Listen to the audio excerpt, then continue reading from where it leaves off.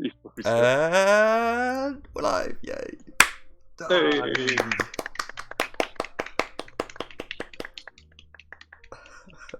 Welcome to the end of the year live stream.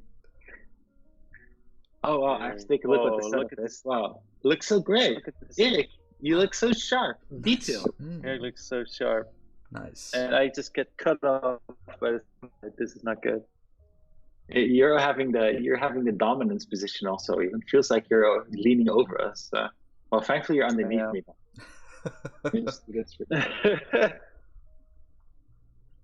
Okay. So let's do the live stream. So, first of all, Merry Christmas to everyone. I mean, even though Christmas is over, but still, a Merry Christmas. Hope you guys enjoyed it. We did, at least. Oh, I ate so much. I was at my parents' place and my parents-in-law's place, and it's like so much food. My stomach is still blown up.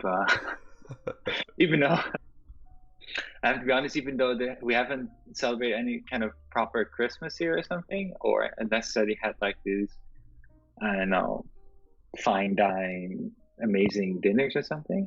It just in these last 2 days, just ate a shit ton with the idea of like, oh, it's Christmas, I can do whatever I want.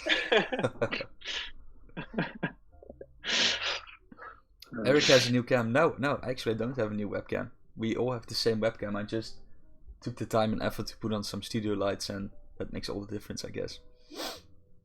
Yeah, it looks really good. Really professional. Yeah, you look really great. You're like a professional streamer now, dude. I'm a professional streamer. The thing you're missing is a microphone somewhere. Well, a big microphone. Yeah, like hanging in front of your face. That's what you need. Yeah. I need to hang my microphone. I think actually hanging my microphone won't be a bad idea, because now it's like standing on my desk, and when I touch my desk, everybody can hear it. All right. So that's maybe should be your Wooting Christmas gift. Have the mic stand. Yeah, Carlo, when is your second screen coming? Yeah. I still don't. Well, I kind of now created a two-screen situation, because I'm using my laptop screen and my PC screen at the same time. But I still don't have a second screen. I think I'm never going to buy it in the end, I guess. Maybe once I work a lot more from home. Still no second screen. I think you can also buy like big screen, and you can just split it in half, like make like two workspaces in one. But I'm not sure how well that works. Well, I think those are pretty convenient though. Oh, at least if you are a designer. I mean, designers need big screens, right? Of course. It's a big, expensive Pantone compatible. Color calibrated, yeah, and then color calibrated, color calibrator thing also hanging on your screen. Yes. Yeah. I also want to wish everybody happy holidays and soon a new year. But Quinn or Arachnid, and what the hell, Quinn? What is that nickname you have on Twitch? But Merry Christmas, Wooting. It's too late, man. I was just told by Eric and Jeroen that we're not allowed to play any Christmas music, because it would be just like milking dead cows. What is milking dead cows called? It? Never heard of it. Yeah, what does that mean? It's like beating a dead horse or something, but not milking dead cows. It's stuff you make up. It doesn't make sense. You can't even milk cows. You can't even analogy. You should never blindly trust anything Eric says. Reference. Okay, but I think everybody here is. I'm very, very done with music. But everybody's here for the year in review section. I mean, sure, we have a quiz and you can win prizes. That's fun, but we know everyone is here to hear Carl rant about what happened last year. So, that's also. Oh, hey, not last year. This year. This year. Okay, this year. Still this year. It's like writing the wrong year on paper when you just crossed the year. It's this year now, guys. Not next year yet. No dead cows all the time.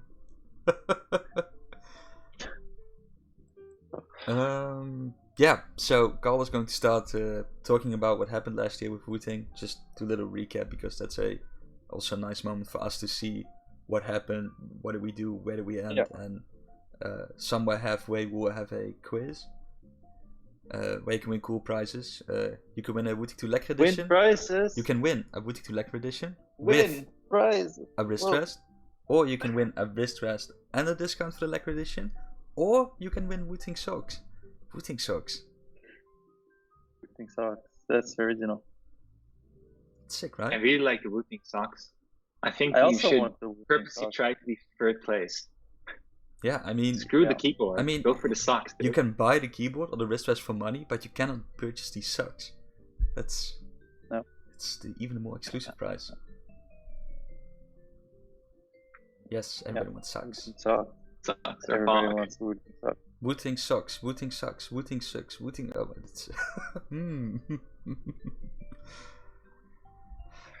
it's. It's also when it was the last time we did like a Frio stream. That's also a long Well, time that's ago. a long time. I think we didn't do that for the whole year or something. At some point, we decided to do only duo streams because that would be better for the dynamic, the Yeah. streaming dynamic. I think we sort of did one when you guys were in China with Kevin also, Oh, right. but it was True. still a Yeah.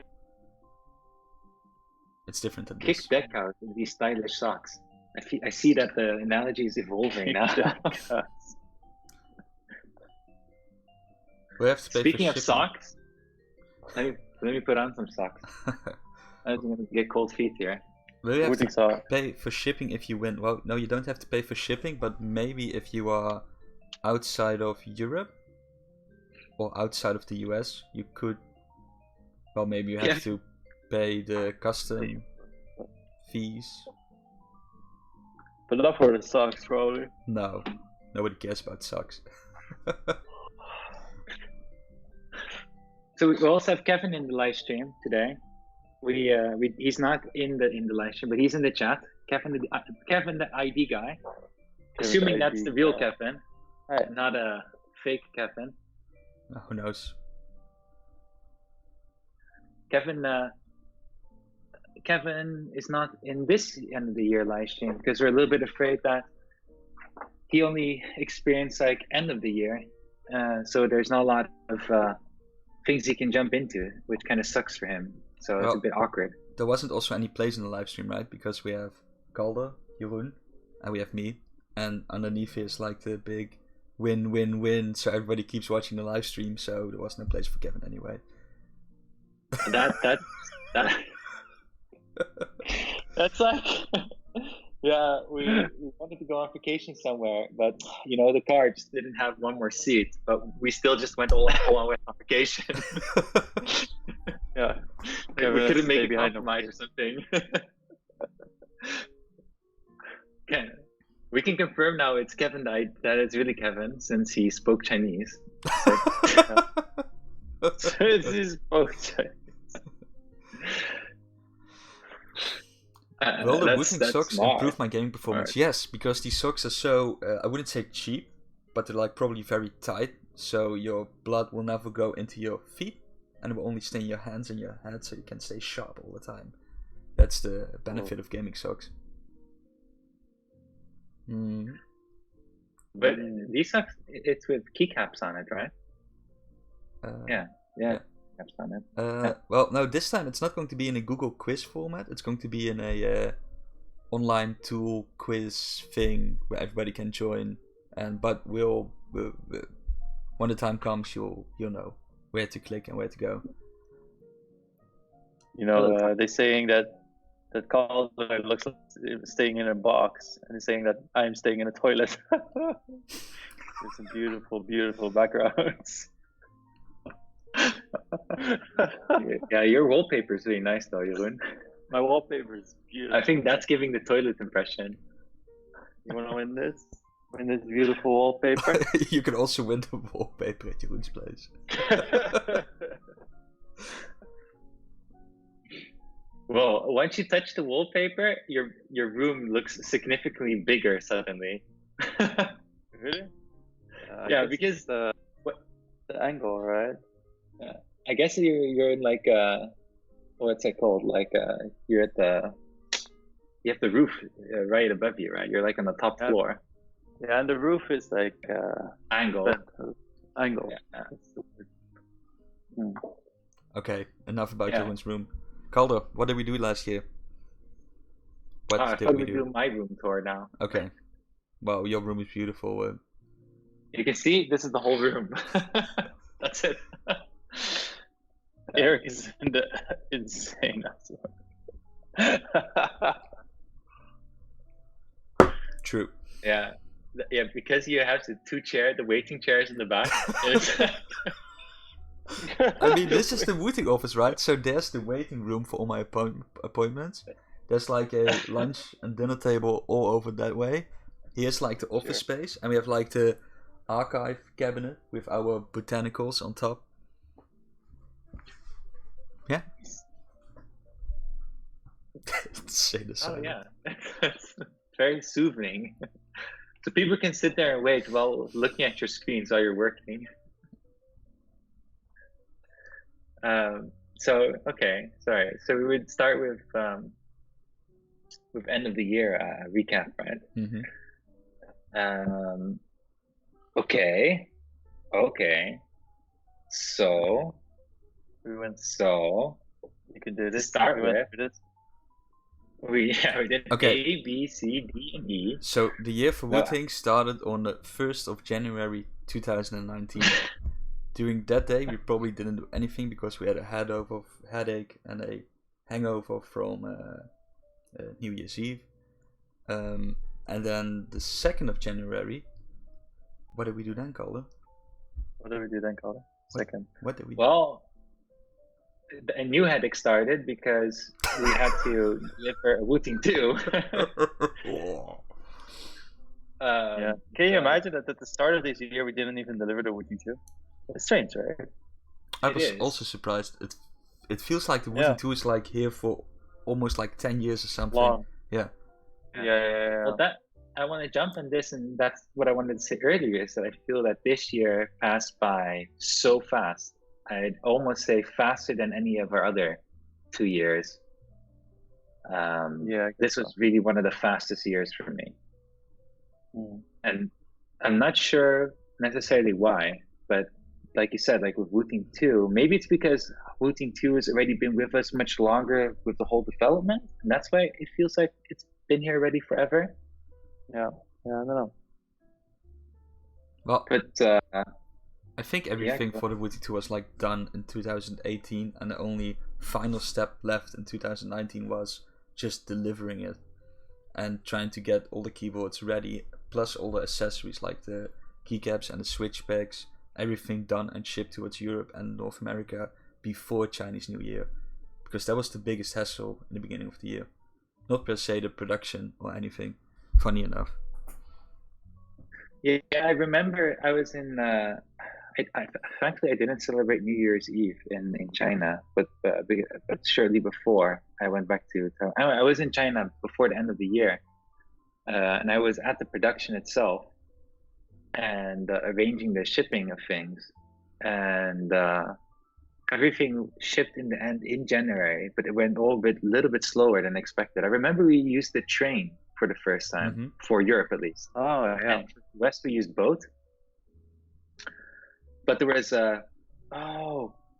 we used airplane for US in the end because we wanted to speed up the delivery because we're a little bit behind on our planning.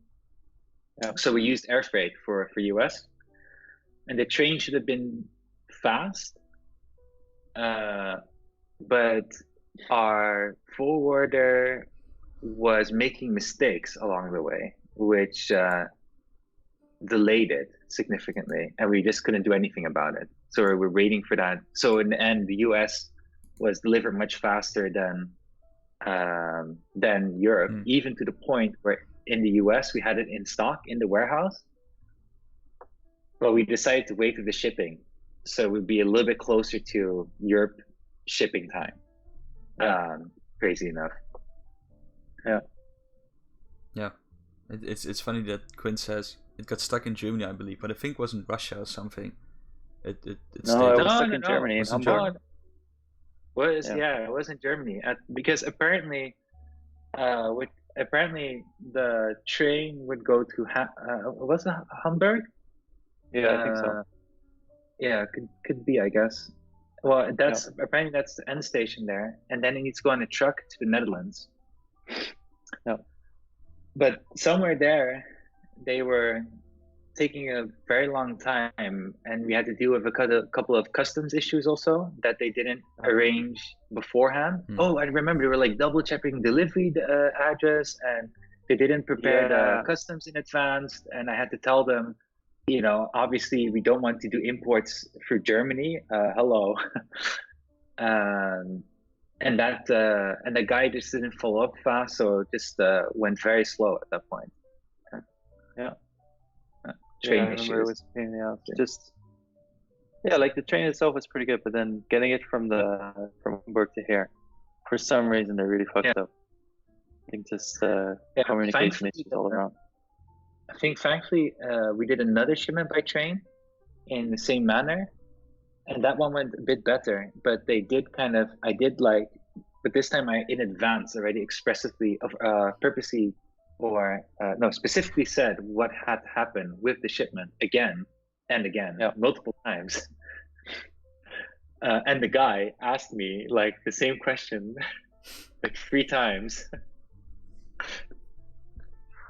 But it went through much faster the other time we did train. The train in general it's not bad in the end, other than those little issues. Yeah. And then after around the time that we delivered the Wooting 2, in January, we delivered Wooting 2 in February, but in January, Jeroen and Eric were working really hard on the utility with some final things. And the biggest thing being working hard. Working so hard. So Eric is like talking really cool, like, get from hangovers from New Year's Eve, blah blah blah. Yeah. It's more like, New Year's Eve's past. What does New Year's Eve look like? Step out of the door. Oh, fireworks. Go back in. Better go to bed on time. So. No, but that started the January sprint is actually pretty crazy because I think we wanted to get the redesign out before the Wooting 2 launch, right? No, I remember, yeah. So it's literally we made some pretty long days to make sure it was done. It's literally like only utility to redesign for a few weeks. I was just super happy with the whole new utility design, how it looked, how it feel, and how we could even scale it in the future. Way better than what we had. I'm still a fan of it. Yeah, I think even still today, looking back, it still is very nice. It works very well. And I think another great thing about that period is how we sort of, feeling-wise for me, closed sort of the Wooting 2 Kickstarter period. The day when or the whole weekend when we packed all the Wooting 2 keyboards. Jesus, that was a lot of work. For that's also yeah. Oh wow, yeah. Yeah, we packed it ourselves in Europe. Yeah, because we were kind of pissed with our warehouse. Too expensive. We can do it ourselves.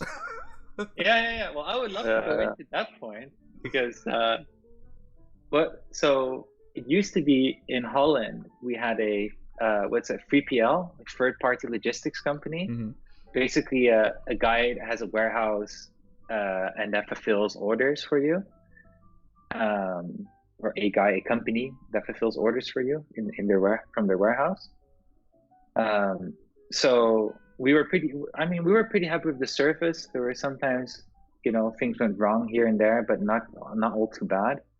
But then came a point where we had to ship over 700 800 keyboards in one time. Yeah.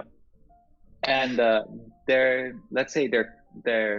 fees were already getting more expensive over time. And at that point, it was like, well, if we're going to ship this many keyboards in one time, right? That's like a guarantee shipping amount that they can prepare in advance and get out faster than usual, and we should definitely get a discount on this because that's a pretty nice fat quantity you can do in one time.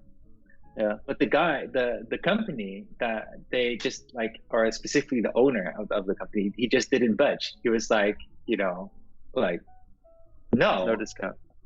no discount at all, and no benefits at all. More like he was treating it more like, well, we've been already treating you really well with our rates until so far, and now you have a moment where you're going to ship a lot of keyboards, and we deserve to earn a big fat profit on it. And I'm scratching my head. I'm like, well, my fees have increased over time, and we settled the fees when we also shipped a really big amount, and that was also not really great. So that kind of pissed us off, and we're like, you know what? We'll just see how it is if we ship it all ourselves. The funny thing is, like, we did it for 2 weeks, like, packed our own things, and then we felt like, hey, we're sort of done with this company. So I was sort of afraid of calling him because, not that it was like really bad blood or anything, but he missed his opportunity for the whole big chance. I called him and it was like, hey, well, we're thinking about quitting, and he was like, yeah, good, because I was also thinking about quitting with you guys, so okay, bye. Have a nice life. It's like shortest phone call ever.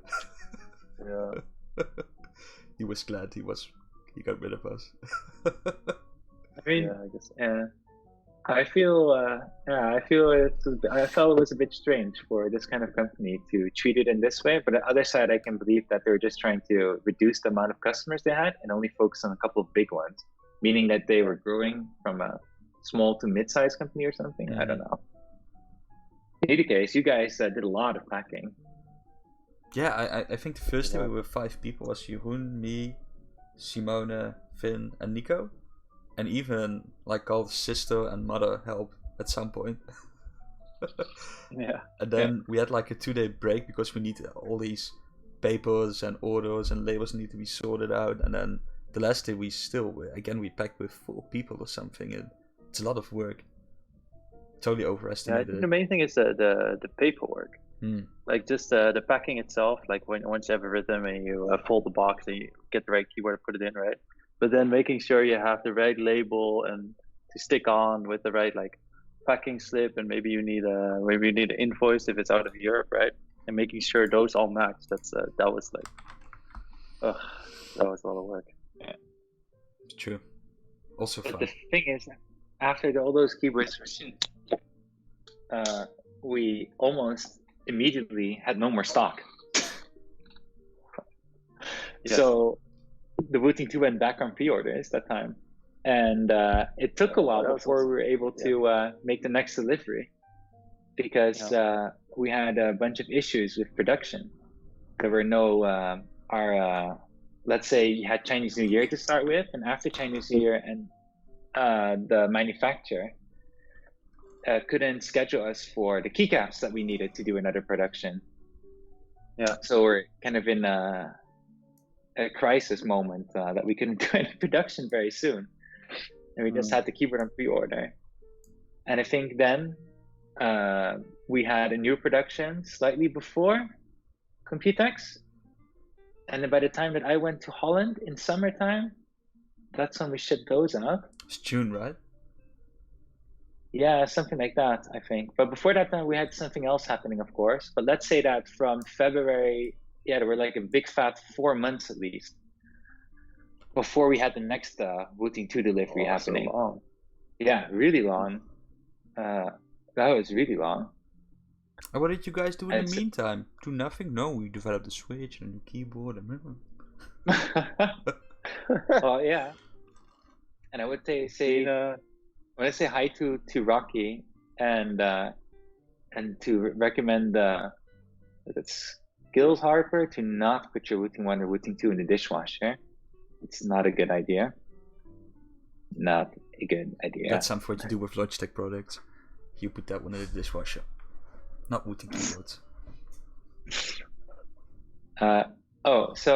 And then for the people that are waiting for the quiz is happening in what, another 15, 20? 10, 15 minutes. Yes, 10 or 15 Caller, you minutes. talk too much. Yeah. But 10-15 minutes, then we'll start the quiz. And when the time arrives, we'll let you know how you can participate in the quiz. Yeah. So before that second batch of Wooting 2s delivered, we were actually, and this was already happening since 2018, we were busy with the Lekker switch development. But I think it was only within this year, and the closer we got to Computex, which happened in June, that we got the idea and forced to say, hey, you know what? I think we just need to own this switch and put our own brand on it, because looks like we're getting disappointed from every angle, and we need to take our own control over this, because otherwise it's just not going to go into the right direction. And that's where Lekker Switch was done. Yeah, that's when Lekker Switch was born. And at Computex in June, in May we made the announcement for Lekker Switch. It's also shortly before that time we came with the name Lekker, which was an interesting development, and it just kind of looking forward to people, especially native English speakers, to say Lekker, so we can have our laugh. Yeah, Linus already did it. Yeah, When we made the announcement. that was the goal, good. right? Yeah. The one and only goal. Is the in between the quiz is easy and very difficult. You can just test your luck and choose whatever, Well, or you're such a hardcore guy that you know every answer. if you followed us closely, and you are sort of a Wooting demigod, then you can probably win the quiz. But I think if Calder does the quiz, he won't get all the answers correct. That's how hardcore it is. It's super Oh, hardcore. that's hardcore. That is hardcore. I was doing Luckily, the I quiz have the from answer right here. I was doing the quiz from 3 years ago, as like testing this morning, and it was so difficult. Even I got like 2 questions wrong, and I made the quiz 3 years ago.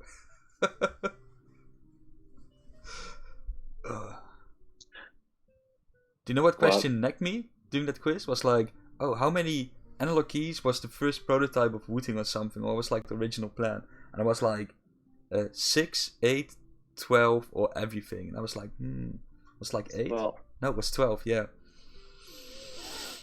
Yeah. Wooting noob. Oh. You know. Yeah, but it's kind of like in this quiz, you ask for a specific date, and Yes, even for I'm date? like, This one? So this which one. date was it again?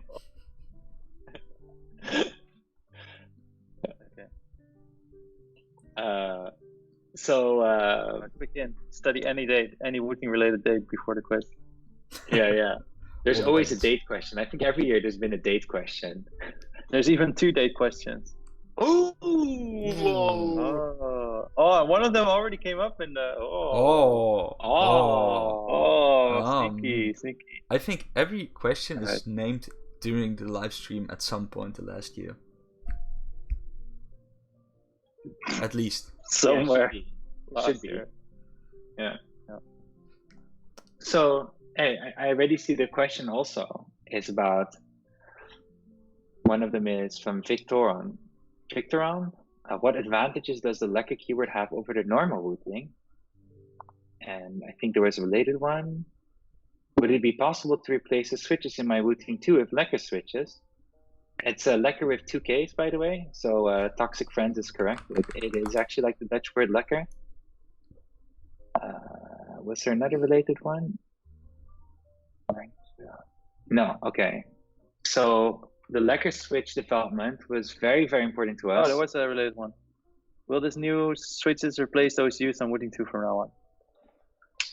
Oh, that was similar to the. Oh, yeah, okay. Yeah. So the Lekker switch was a very important development, and also what I was saying before. We at some point decided we need to take control of this and just put our own brand on it and see how far we can kick it. It's because the Lekker switch has some big advantages over the FlareTech switch. And the main thing being it has the full analog input range. So with FlareTech switch, when it comes to reading an analog signal, we can only read from the total 4 millimeters, about 2.1 millimeter, which is from 1.5 to 3.6 millimeter. And with the Lecker switch, we're able to read from the start of the press at 0 all the way up until the end of the press at 4. Now, in practice, of course, we'll see exactly at what point we'll be translating that into an action or a signal that you can use. But we're able to, from what I've been able to see right now, the starting point can already be fairly, really like 0.1 or 2 if we want to. Just more question of how practical things are. And the endpoint definitely at like 3.8, I think should be still reasonable. So this is anyway, so the point being is that we have that full analog range, and it's a really significant difference. It really is. Other than that, there is some, let's say, other benefits that come with it, but that's more of a business side benefit, not something that you notice as an end user, which come down to it's better when it comes to cost, it scales better. So if we make a shit ton of Lecker Switch keyboards, not even our own brand Lecker Switch keyboards, the cost will significantly drop. So it scales. And the second part is when producing this keyboard, the steps required for quality control are relatively easier than FlareTech Switch keyboards. And that is related to the full range stuff. So there is some big benefits. And the third one, which is also that we have a lot more control over a big part of the molding we actually own ourselves. And then the design we do a lot closer with the manufacturer directly. So we have a very direct feedback loop on like any changes we want to have, which is also a big difference with before. Which is also great because when we get over the years, we've been collecting a lot of feedback on FlareTech Switch. But the reality is that we always have to share the feedback with the manufacturer, and they will decide what they'll do with it. And it's on some points we just complain as much as we can and make a standpoint so it gets better. But obviously we don't have control over it, and that's what Jeroen is talking about. That's where now when we get this feedback, we're actually able to translate this into the switch directly ourselves. Obviously, it's always the question if the money is lying around to make depending on what the change has to be. But we already made but at least you can make the choice and the assessment for yourself instead of just being up to the mercy of somebody else. And that's that's a very important aspect. And it's just like what we've done now in the last couple of months. I think we can read back in the last blog where we made a major change to the switch. And that was a decision that we were able to make, and that we invest in because we believe that's the best to do. Let's see. So that answered the question, like what the advantages, and also why this Lecker Switch development was so important for us when we made the announcement this year. But there's also a drawback, and that's that you can't just install a Lecker Switch into your current Wooting 1 or Wooting 2 keyboard because the technology is just different, totally different. From FlareTech uses optical switches, so it uses light basically, and now we switch to a different technique called Hall effect, which uses magnets. The Lecker Switch uses magnets, and therefore you need also a different PCBA, which is basically the computer board inside the keyboard. And that's why you can't just install Lecker Switches onto a Wooting 1 or Wooting 2 keyboard just like that. It makes me think I do want to, let me show it. I think we've only showed this on Discord, huh? The demo. Did we? I think so. You want to show it now? Now? Now, Carla? No, I think it's it. Oh no, when going through, because what we also announced, because Computex came, and then we announced a keyboard, the first keyboard with the lacquer switches inside, and maybe Eric can motivate the reason for Magnet is magic. edition So lacquer is a magic switch. Yes, exactly. Magnets is magic. They are just as easy to take apart for the cleaning, yeah. For empty the side mirror. They just have like pretty similar to FlareTech. They have the two clips on the side, which you can just hook off and then it pops off. And they're actually less moving parts inside, so it's even easier to assemble. True. The FlareTech one, you have the two lenses, which you kind of like need to make sure are in the right place, and always have to fumble a little bit when you push it off, when you push the top case back on.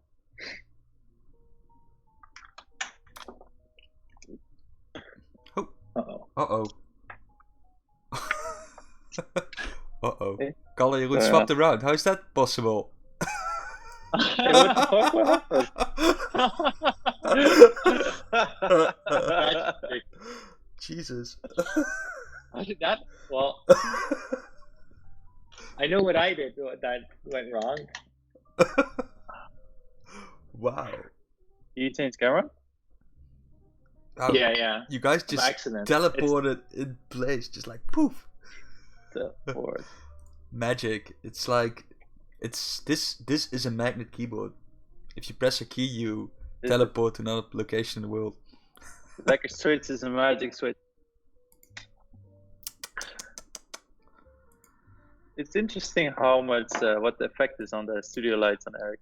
True. It's just like, wow, Eric, new camera. Whoa, what a good camera. Wow. Even though it's just we are using the same camera right now. It's just that your lighting setup is so much better. True. And you're in the connection, so it's also, I guess, higher quality. Yeah. So you guys are just a. Oh yeah. How would you say it? A. Oh no, we screen all recording? have the same camera, right? Yeah, we all have the same camera. Yeah. My name is Jeroen now, though. No. Changed already. Oh, good. Good. Can I change?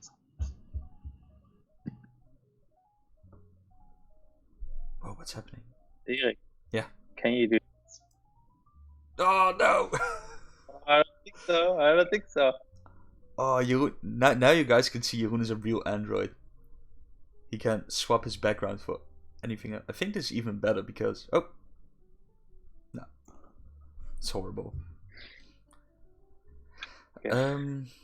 Okay, sorry. So we're talking about Lacquer Edition keyboard, guys. We introduced Lacquer Edition keyboard, and I don't know if we should share a little bit about. Well, let me make an introduction. Is that Wooting to Lacquer Edition? The motivation to do Wooting to Lacquer Edition? Yeah, well, let's ask the question first, like, why didn't we make a whole new keyboard named Wooting 3 with lacquer switches inside? And that's why would you change such a beautiful keyboard? Well, that's a good one. No, I think the thing is, sure, we could have come up with a whole new keyboard, but then in the end it would be more even more expensive than it already is, because you need to pay for a new molding, a new casing, keycaps, whatever. And the thing what we wanted to do was like, okay, at some point these lacquer switches will become our default and standard in all our keyboards moving forward. And to celebrate the fact that we created the lacquer switches, we thought like, hey, let's create a limited edition of the Wooting 2 in the same theme as the Switch, because the Switch is named Lacquer, and we thought like, hey, let's create something that sort of fits this whole Lacquer theme and go like all crazy with the colors and keycaps and make it a limited edition with higher quality stuff in it. And that people who purchase keyboard will have the first look and feel and experience with these lacquer switches, and they have a limited edition keyboard, and everything, all the extra money we make on these lacquer keyboards will go into development of the lacquer switches. So everybody who purchased a Wooting to Lacquer edition is a ambassador or a pioneer of the whole lacquer switches. Yeah. And it was like a really nice way for us to step out of the comfort zone and not make a black keyboard, but just try something new, like more of a boutique keyboard. Yeah. And we thought like, hey, if this is like successful, selling these special edition keyboards, maybe in a later stadium when we have like a nice lineup of default keyboards, we can go to more extreme routes and try different things. Yeah. Ooh, what are you doing, Calder? I think you worded it much better than I would have worded it. Yeah, it's very good. Yeah. All surprised. Oh, Erik. Yeah. Oh, yeah. Oh, who knows? Like even I didn't know. Thanks for going. No, but that definitely. I think there's a lot of nitty gritty stuff over time that has led up to Wooting to Lacquer edition, and Erik just summarized everything together. What made that decision. So now. So after that announcement, we didn't launch it straight away. We just announced that we would come with it. And here, so I have this is still, I'd call it PCBA demo, but you can see, I'm playing around with it, but you can see the LED effect here from right here. When I press the key, it fills up the LED, and the further down I press it, the more it fills the LEDs up, the whole line. And obviously, it's a little bit hard to show everything here, but the point being is that I really love showing this because you can when you use it, you feel it, you can really see that it starts immediately at the start of the press. It goes all the way to the end, and it's very reactive also. And what I love to do is just swap it to another key wherever it is. You can go to any other key and just do the same thing. And it just works so well. Like there's no bullshit happening, and it's the mechanics of it is also so simple. I just love showing it. Nice. Is it quiz I time? love playing. Is it quiz time? Quiz time. Quiz time. Yeah. So just Okay. To finish up what Ramsey says, then yes, these the lacquer switches are a lot more stable in general.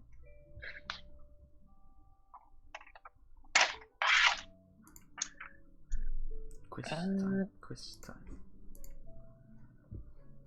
And they also don't get impacted by sunlight. Yeah. Okay. Yeah, I mean, look, these are all these different nuances around the flare tech switch, which are just one side. It comes with the technique, like the light influencing the signal, specifically also activating it, and then also, and to what extent can you control the smoothness of the press and the signal. Okay, quiz time. So before I'm sharing the link where you guys can go, because you have to fill in a name, please use your Discord name, like your full Discord name with the dot and your number after it, because it's sort of a fail-safe for us, so you don't like clone stuff. I don't know, use multiple accounts, weird names, and whatever. And we have like a super. What if you don't have a Discord name? Then you now have like 2 minutes to create a Discord account, to join the Wooting Discord, and find out what your Discord name is. If you really are against Discord and hate it, use your Twitter name, but be sure to make like the little @ and then blah blah blah blah Twitter, your Twitter username. If you find out you are cheating, doing duplication stuff, you will be banned for life, and everybody at Team Wooting will hate you. Yeah. Yes. So you can go to joinmyquiz.com and go to 214279. There's also a link in the chat. But please use your Discord name don't try to cheat because we'll find out. And yeah, I think once people are joining, I can start after a while. And so far already 10 people are in, 15. The first one was Do you have Dracona. a dashboard we can see on the stream? Or will it be later? Can I show? I will show it later, but so far we have 25 participants, so I'm just waiting a little bit. And yeah, okay. Send the link, sure. So please use your full Discord name. If you're not using a Discord name but something bullshitty and you win, it's not going to qualify as a win. Yeah. And if you really, really, really hate Discord, then you can use a Twitter name. Get the hell out of here. Alright, this is a good time to get some water. Meanwhile, I can jump on a couple of things that I saw come by. Yes. And I'm just going to remove ready. everyone who doesn't use a Discord name and a bullshit name. I'm just going to remove them. Because I don't like cheaters. First, the VMO or VMO asking Nordic when. So when it comes to languages, it's always a struggle because the more languages we support, the more stock of different kind of keyboards we have to stock. But with we have Wooting to Lec Edition, we actually support a lot of different languages now. There's if you go to the Lec Edition pre-order page, you can see also that we support Nordics, and we do that by giving you a separate box of keycaps. But when it comes to Wooting 1, Wooting 2, I think only for Wooting 1 you can expect. Kind of depends on when we do it. But in January, we still have some Nordic keyboards in our warehouse of Wooting 1, and we're probably going to post them with a discount in January. Just an FYI. And then you cannot expect any more Nordic keyboards for Wooting 1 or Wooting 2. And then once you have Wooting 2 Lec Edition has Nordic keycaps now, and if we'll have Nordic, it's kicking everybody. I'm just kicking everybody who doesn't use a Discord name. That's cheating, because I was just gonna log in with 10 accounts and see what the correct answers are, and that's cheating. And then Yeah, you're kicking everybody. There's still like almost 50 participants, so. And then you can use your full name. Yes. Rogier, I can trust. I can vouch for Rogier. Okay. And then let's see. Use numbers if you can, and if it's too long, just cut off the last part of your name, but still use the number, because if you don't use the number, then Eric will kick you for some reason. Yeah, just cut off the pizza part of your name or whatever. Pizza. Okay. Quickly say thank you for joining with me, Woolworths. Sword ups again. 30 seconds, then we'll start the quiz. 30 seconds and we start the quiz. Oh, timer starts. Do we need audio or video? You don't need the stream open, right? Do you? No, you just, I don't know, the website just fixes everything. It's pretty cool because I think between every question you'll see a little meme. There's like 20 seconds per question. The more you get correct, the more points you get. And time is also sort of the essence. So time matters. Time matters, so be fast. Right? So we're gonna start in 10, 9, 8, 7. Is everyone ready? Ooh. Pressure. Yes. Here. Oh no! Somebody got kicked out of the Discord. Why? Fast! Rejoin. Here we go. Rejoin before you get. Here we go. 5, 4, Did you tell 3, them 2, that 1, time plays a role? Yes. Okay. Time plays a role. Time matters. Time matters. If there's a time. So what do I do? I didn't. So what do I do now? Can I see anything anywhere? Oh Jesus! Eric has a dashboard, but he doesn't show it. I have a dashboard. I mean, ooh. People are Why fast. don't you show it on the screen? I mean, it's. Can I see Sorry, this? Jeff, Oh, it's here we a great go. distraction. Here we go. Boom, boom, boom. Where is it? Can't see. It's a red race. Oh yes, this is good. Yes, Nice. this is what I want. Oh yeah, this is great. Rogier is on a winning streak. Ooh.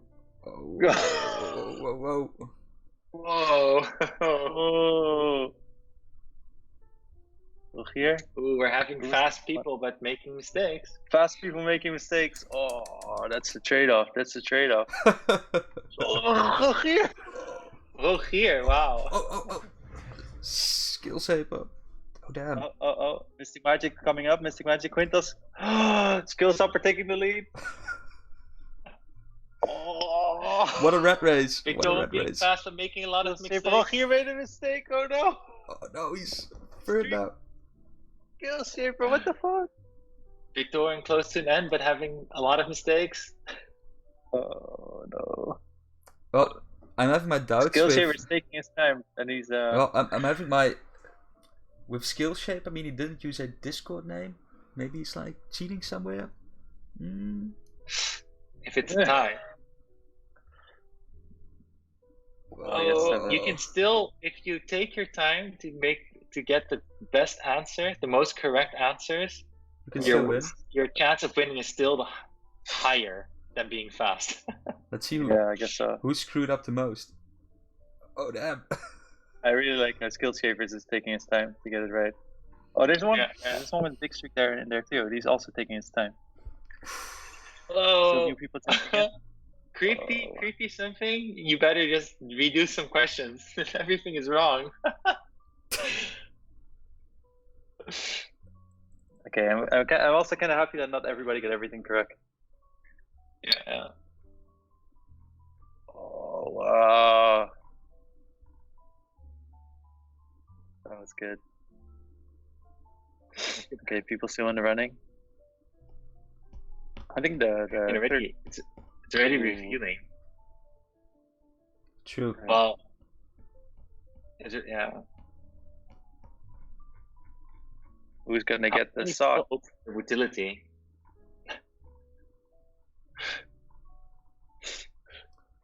I wonder how many people opened the utility to check on the version. I did this morning. So I hope mine was up to date though. I managed to get every single question wrong. You better go back.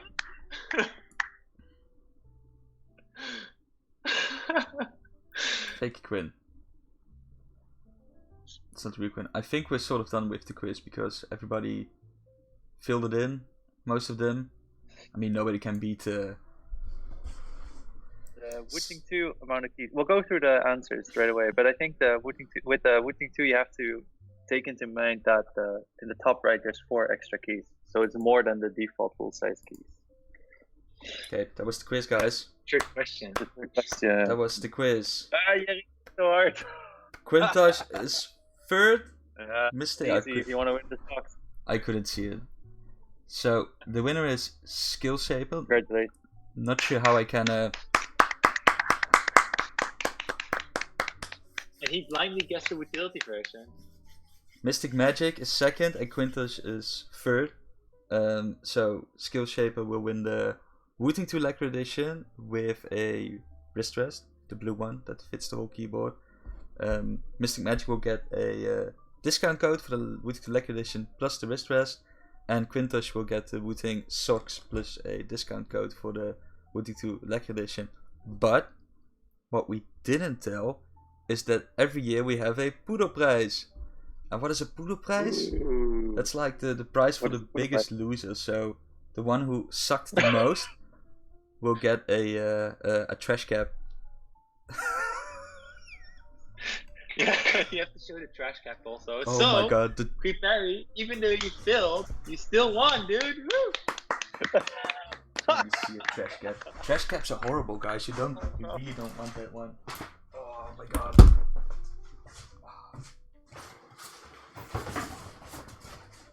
If he still is it's Cree Perry, right? Yeah. Is Cree Perry still on the live stream? Think Or about they just like, oh, think everything about is wrong. earlier Forget it. that they got all wrong. think about a cap, but then a Oh, there cap he is. that is so cheap and crappy. It feels cheap.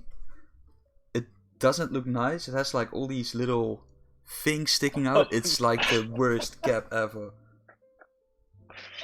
But it's a Wooting logo. It's so crappy. Look at that. Damn. That's the price you're getting. And Nino card has that cap. Yeah. But you also know what? The trash cap. Horrible. Okay, let's review the questions because that's the fun part.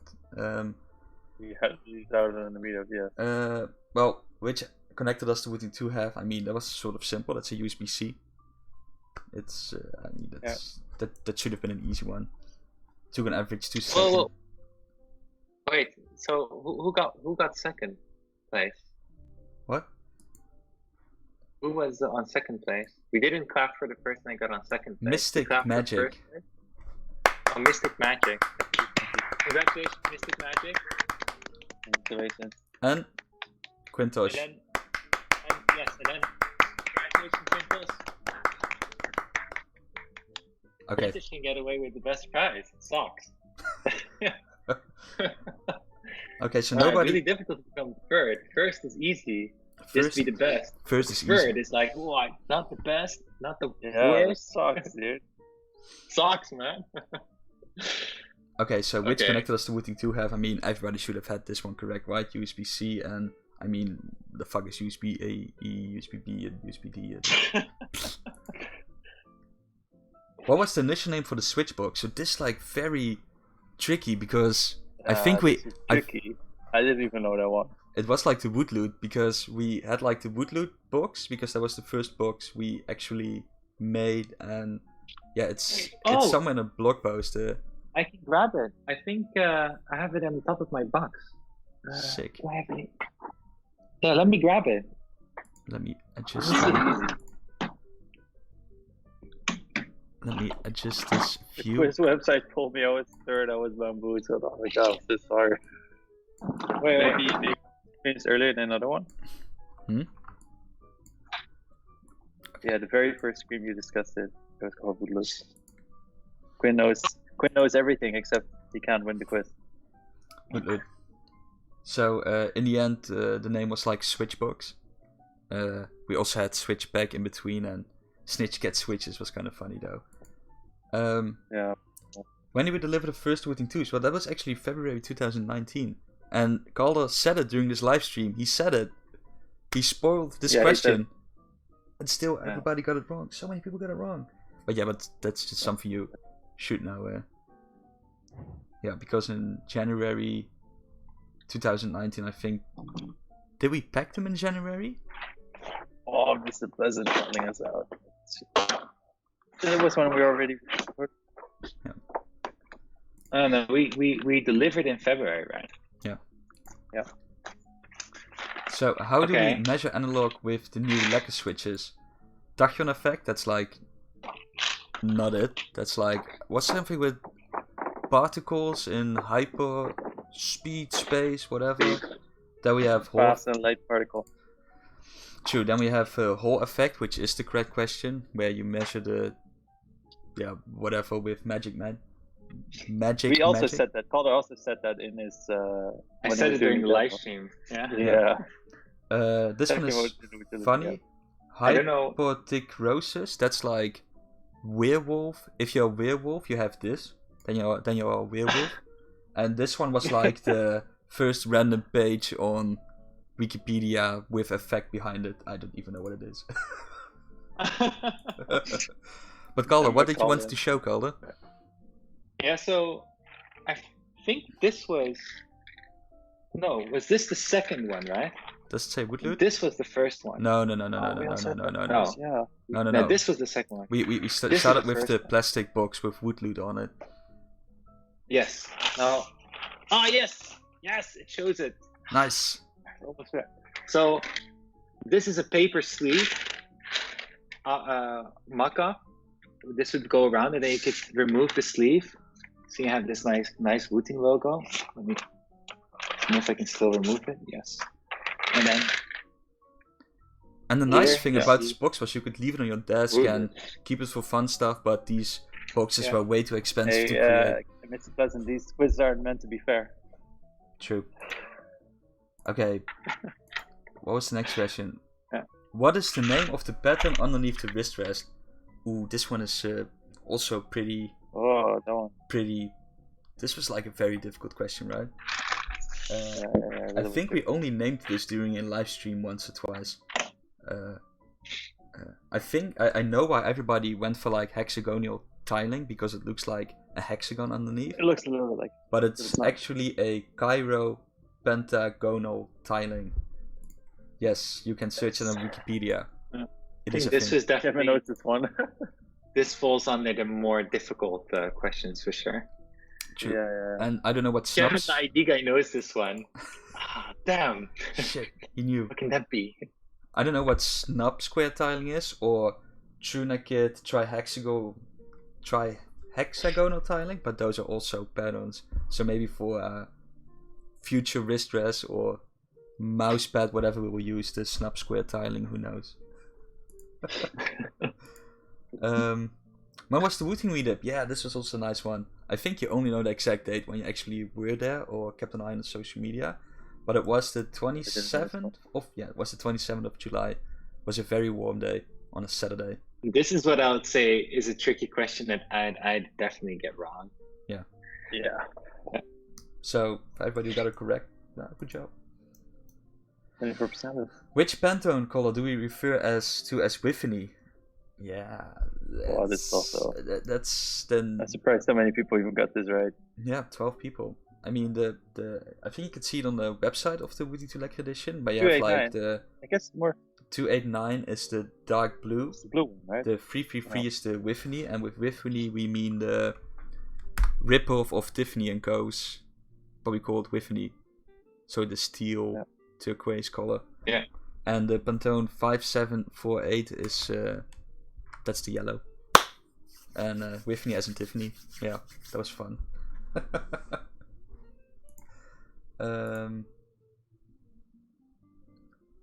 What are the type of caps that will be on the Wooting to Lekker edition? Well, that answer is simple. That's the Dice PBT keycaps. We don't have double shot ABS keycaps. It also doesn't have regular ABS keycaps, and I mean, there's like a trick answer because every keyboard has keycaps. Well, most of them.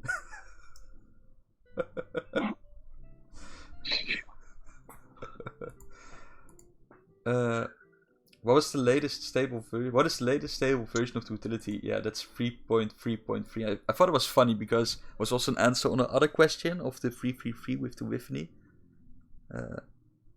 So yeah.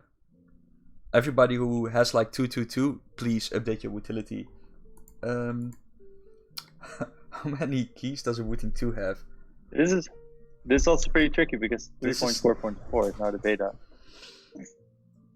Yeah, but it's not stable. Okay, so this one was also pretty tricky because a full-size ANSI keyboard has 104 keys.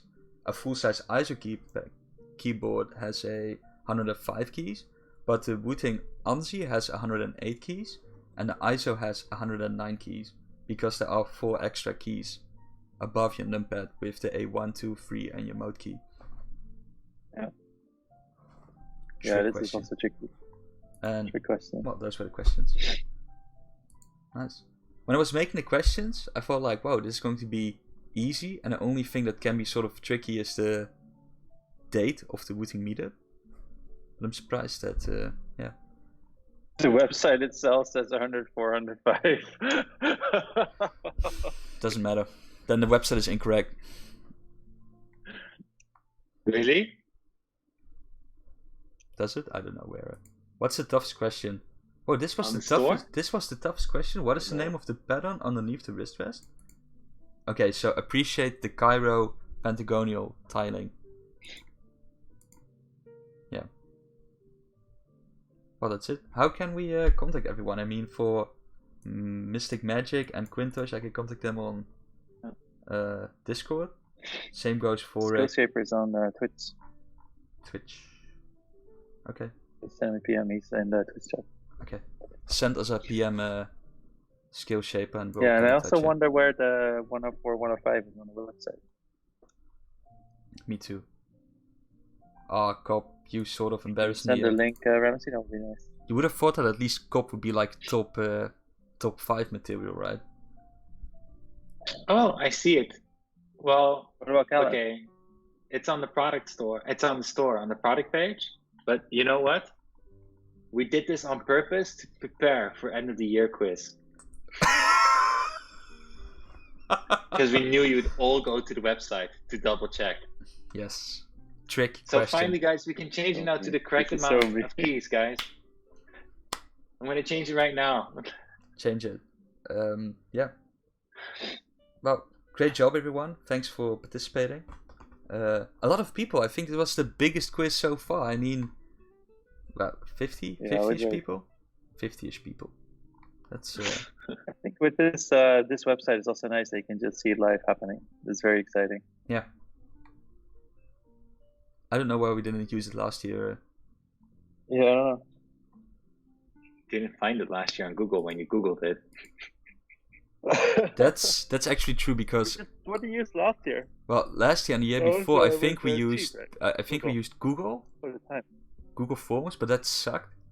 And then I thought like, Yeah. well, we had such a cool tool, the first quiz ever. So I watched the whole live stream this morning to find out what the name was. And at some point, Jeroen said like, go to quizzesis.com, and I was like, oh, quizzesis, what's that? And then I saw the old quiz when I logged in. I was like, oh, yes. Yeah, pretty cool. Yeah, that's very cool. Okay, that's it. Maybe nowadays there's also just a Twitch extension for the quiz. Maybe. Maybe. Let me write the winners down.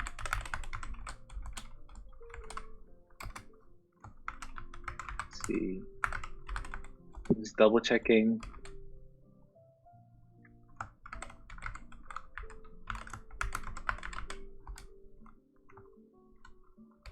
But we can continue with the stream year review.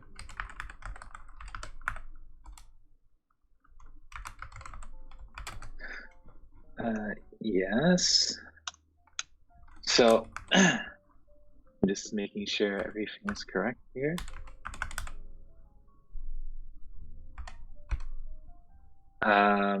Okay.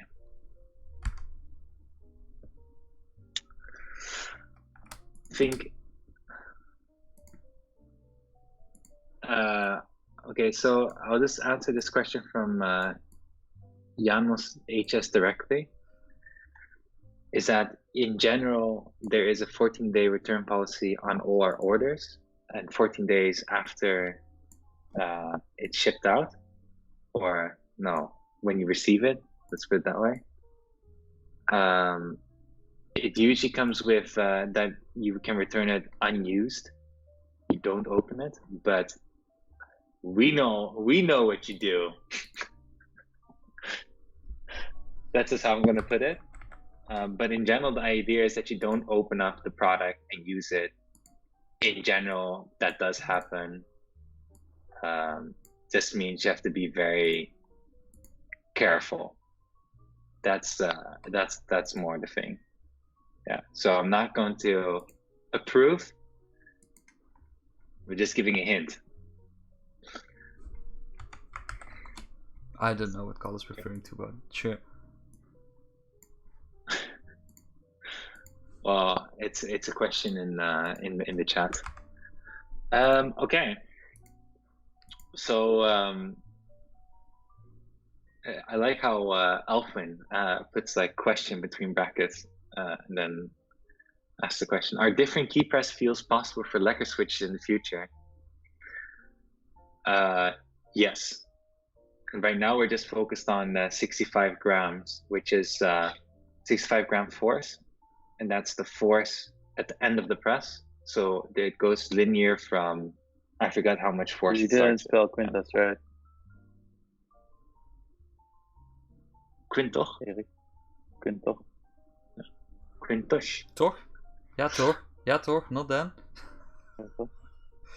Oh, it's Tosh. Oh man, that sucks. Well, that's... Yeah. Cannot have it all right.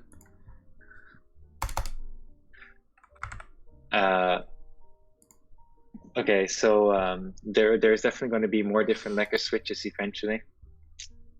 I think I showed including different feels, but right now we like 65 gram. So also whenever there's a clicky version, it will also be 65 gram to start with. And we'll see how things develop, because the more popular the switches are and the more keyboard models we're making, and especially the more keyboards we're selling, the more options we have to play with switches, because obviously it's not really convenient for us to have a lot of different switches, especially not if they're also installed on keyboards immediately. Okay, so to continue, now that we finished the quiz and everybody that was only interested in the quiz left or is able to leave. Now it's time. One the keyboard now. Get out of there. Yeah, one keyboard and then even one keyboard fucks off. No. So for the last part of end of the year review, at the end of this live stream, we have like open session where we just go for different topics. But I see that, and the maximum duration of the live stream is going to be 2 hours. But I do want to suggest that you can ask questions throughout end of the year recap, because we'll just break in between and answer questions also. Yeah, let's do this one before you start, because Elwithern also asked this before. Can you have outside interference with Hall effect switches? So because the sensors, they only react to magnets, like our magnets. Using putting like different magnets like around the keyboard and beneath the keyboard and on top, like we didn't really have any interference with like reasonable things, like with your phone or small magnets or something like that. But then in theory, if you somehow put it on top of a big magnet, then yes, there will be interference then, but nothing from normal environment, let's say. Yeah. So like if you have, let's say you just have a magnet next to your keyboard or something that has a magnet inside next to your keyboard, there's no way it will influence it. You can even place your phone on top of the keyboard and it won't influence it. Yeah. Because there also something else that I noticed is that when you look at the total, the Hall effect sensor, and let's say if you would put a range in the Hall effect sensor, you look at, let's say first the scope in which it really detects anything. You're really only looking at like the top side of the sensor, not on the sides. It's only really the top. And then 2 is that for total range, it really ends at, let's say, the top position of the switch magnet. So if I'm guessing how much millimeter range it has, it's like 6, something like that. Should be more. No, let me think. But yes, your 60-pound neodymium cube will have to be replaced. At best 10 millimeters, so at best 1 centimeter above the sensor. Fidget toys now, no way. I think the only thing that will interfere is either something like right below your keyboard, like very heavy magnet right below your keyboard. That's the only reasonable thing that I think can influence it. But anything around, be it like a USB, what did we see? Magnetic USB connectors or fidget toys or no, that kind of influence. Because another important thing with how it reacts to the magnet is the direction, meaning that you have the sensor here, and then the magnet will kind of move up and down on top. But if the magnet is tilted a little bit like this, then it will already like no longer influence your signal. So that's why I'm saying like it either needs to be right on top or below and in perfect orientation.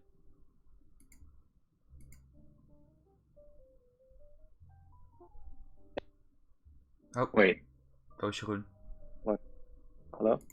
You Did I dropped drop? there. Oh, Yeah, a little bit. Yeah, you said right at top and perfect orientation, and then I don't know if you said something else. And very heavy, like very strong. And very heavy, very strong. Yeah. Yeah.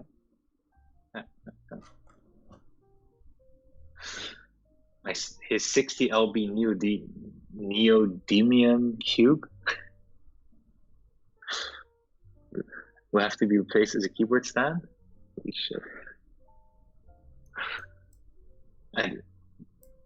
Yeah, neodymium is pretty heavy and pretty strong.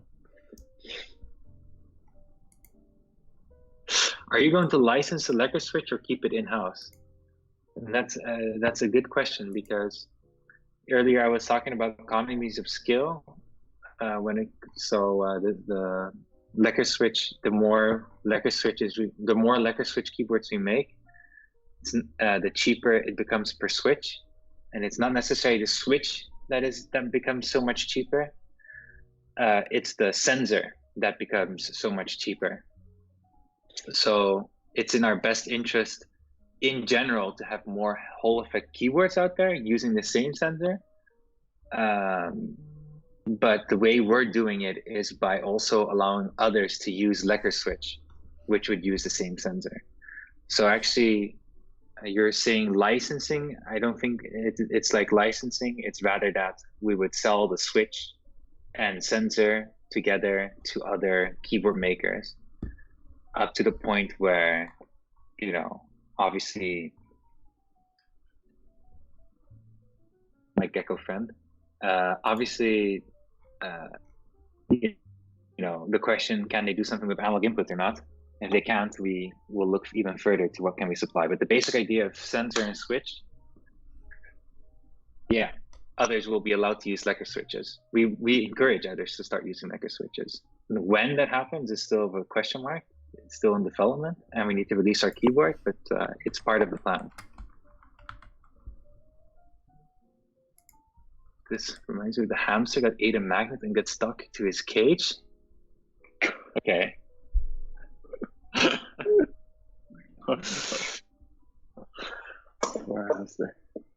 God, I feel like everybody has like these badass magnet toys at home now. Should we be worried? Magnet lover DNA. I was recently disassembling a Wooting Lecker Edition keyboard, and the fun thing is I was removing these screws, and all of a sudden one dropped and it just went point straight to its switch. And it was like pretty pesky to get it off. You would only has cool magnet toys. Thanks for joining, Perry. Have a good day, man. And congratulations on the trash can.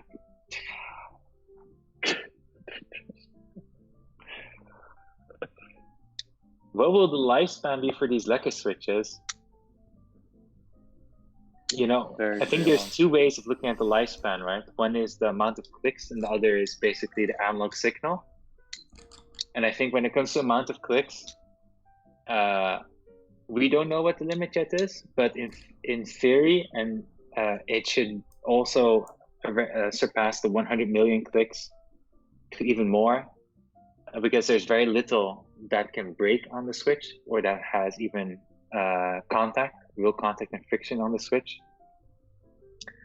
But then when you look at analog signal and the magnet, and then the magnet deteriorating in its strength maybe, or I don't know, the Hall effects, I don't think the Hall effect sensor will make any difference, but the magnet changing in strength or decreasing in strength or something, it's a good question. That's how I would put it. I'm not sure, to be honest. It's about 100 years or so.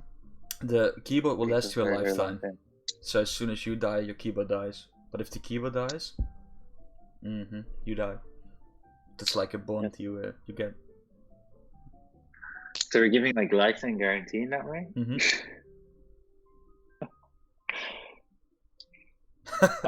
If you break the keyboard and it isn't your time, a hitman will come after you. Yes.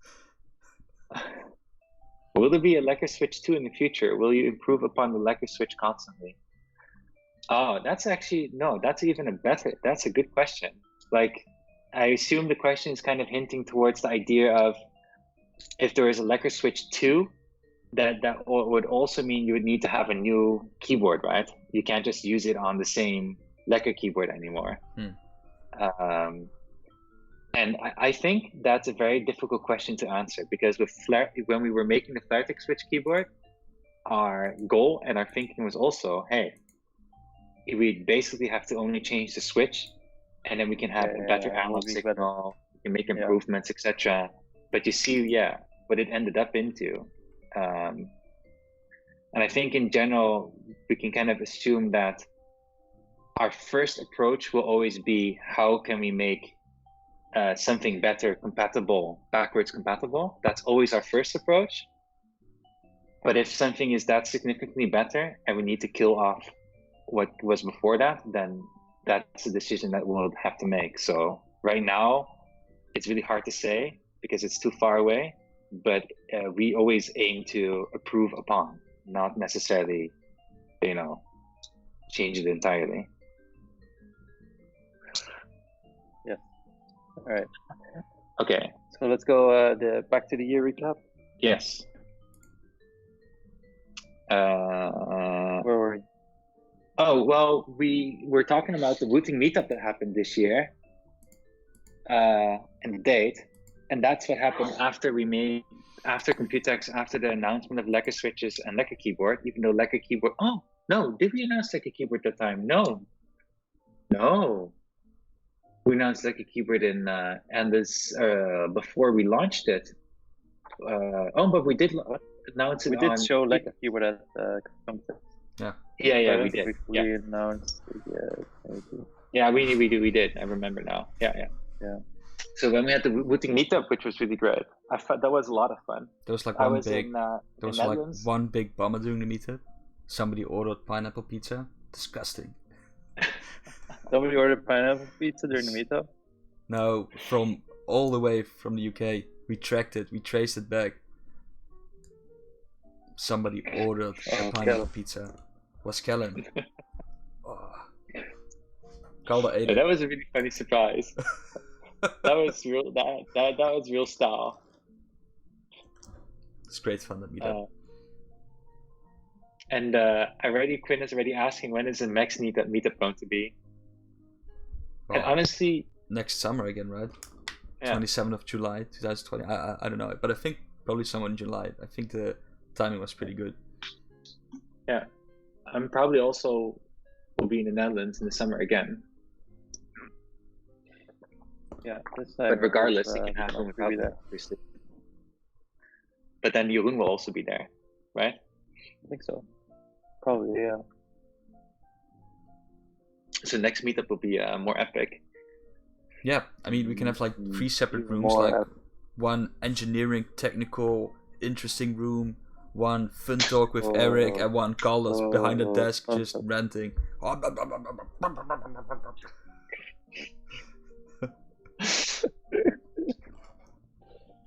Great idea. I was also very surprised that Tino was also at the meetup. Yeah, sure. And some people even came really from cool Germany, also. and it was it's great fun. It's when we met Tino for the first time in person. Too bad he's missing the live stream. But shortly after, during the meetup time, we had an intern working for us, a summer intern working for us, called Simon. Yeah. And that was something new that we're doing, and we gave him actually basically just one main task, which was... Sorry, I'll be right back. Sure. Redo the Wooting Analog SDK, make it better. And Jeroen already had a bunch of ideas how to make it better. And Simon pitched in looking at also how he thought it would be better, could be better. And then he wrote the whole Analog SDK in Rust. I don't know if you want to talk more about this part, Jeroen. Nothing specific. I mean, who is Simon? So Simon is actually not necessarily known, but kind of known for his work on Project Aurora. So he's not the original creator, but he's now lead maintainer, let's say, of the Aurora project, which is the basically connect all your RGB devices most popular project. So that's where he kind of got his fame from. That's also how he came into touch with us.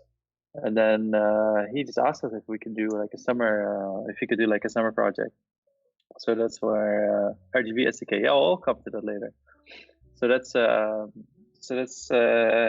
is Simon, and he started.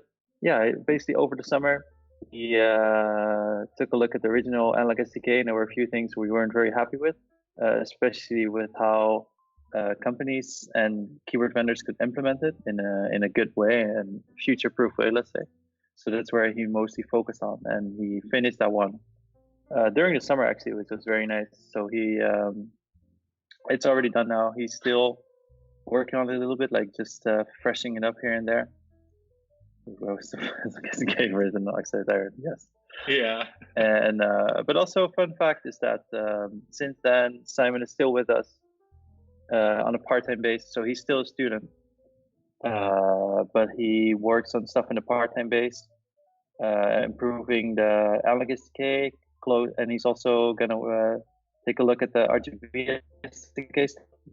And lately, he's also been working on the Chroma Connect we have in beta right now, which is basically connect your Wooting keyboard with Razer Chroma stuff. So if you have a Razer device, then go into Discord utility beta channel right now, and you can connect your Razer devices with the Wooting keyboard. That's what he's been working on for the past few months. Yeah. So he's just, but he's just working for us part time, like next to his study. He's quite busy usually, but he does get some. It's pretty nice to have somebody working on, even just being able to focus on the specific future, which we don't really normally get around. So that's very nice about having Simon with us. Is it the first time when you made the original SDK? It also took a lot of time, but also a lot of research, remember? Yeah.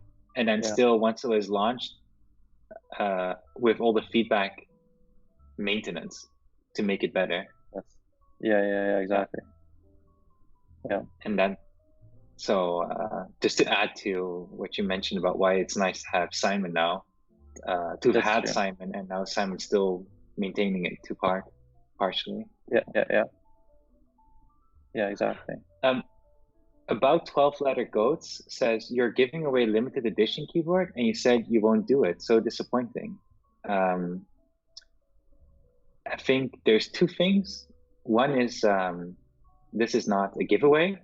It's you can win a Wooting 2 Lekker edition, and that can be seen rather as a gifting and not as a giving away. This is not like participate and you have a chance to win. This is you join a competition and you win. And the second thing is, I'm not sure when we said that we're not giving away, but probably by the time that we were arranging a giveaway and we did the Wooting 2 giveaway, and we said probably something in the line of, obviously we're not going to give away our limited edition keyboard. We don't do a giveaway with that, which is still true now. There won't be a Lekker edition giveaway. We don't do Lekker edition giveaway. Yep. But Skillshaper did win one with the quiz. Yes.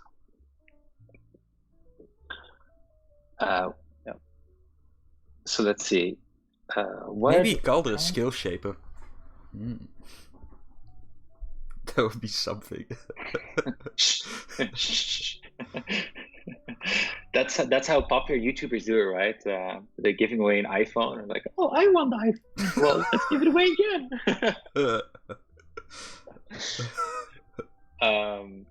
Okay, so what is your vision? Can I couple this with something else now? What is your vision for the perfect analog keyboard? That's a good question, right? Because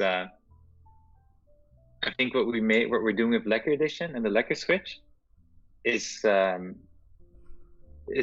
getting now very close to what we. No, I would say what we're doing with Lekker Switch is what we originally hoped for with the Wooting 1. That's how I would put it.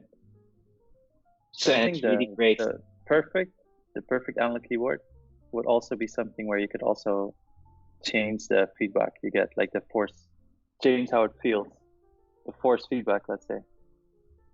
That'll be the perfect analog keyboard. Yeah. Well, so you can I would go as change far the as to spring say that spring strength, or maybe like push further with some sort of haptic feedback or something like that. I would go as far as saying that when it comes to analog keyboard, in this phase, it's just, in my opinion, all about how are you getting the analog signal.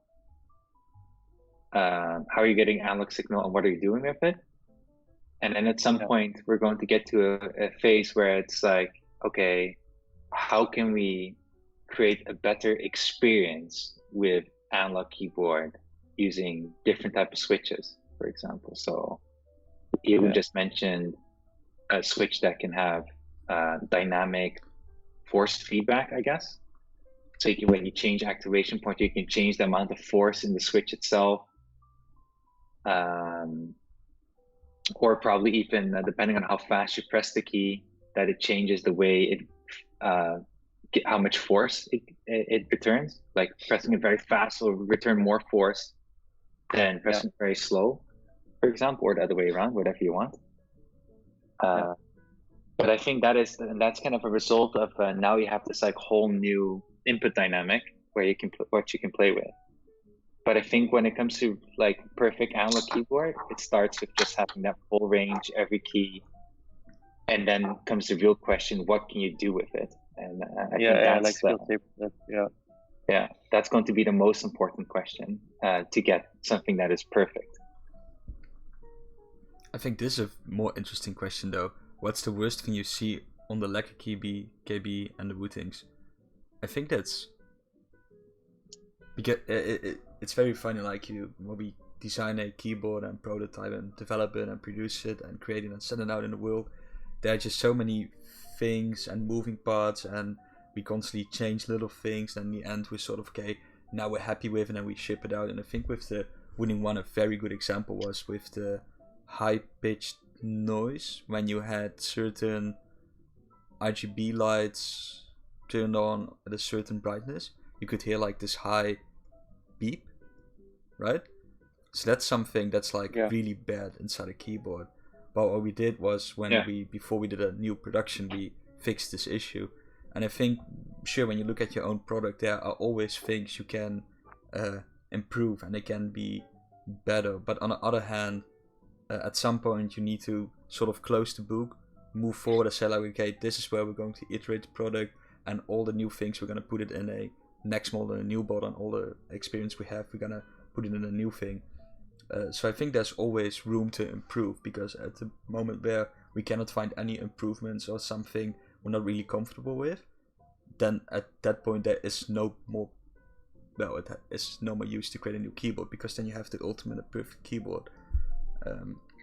So I think, in my opinion, I would like to see even more higher quality materials like aluminum, titanium, whatever crazy stuff you can put inside a keyboard. But then again, it makes the product also unreasonable commercially, because then a keyboard costs like 400 or 500 euros, and not many people spend that amount on a keyboard. I'm on the side where when it comes to having a really great keyboard,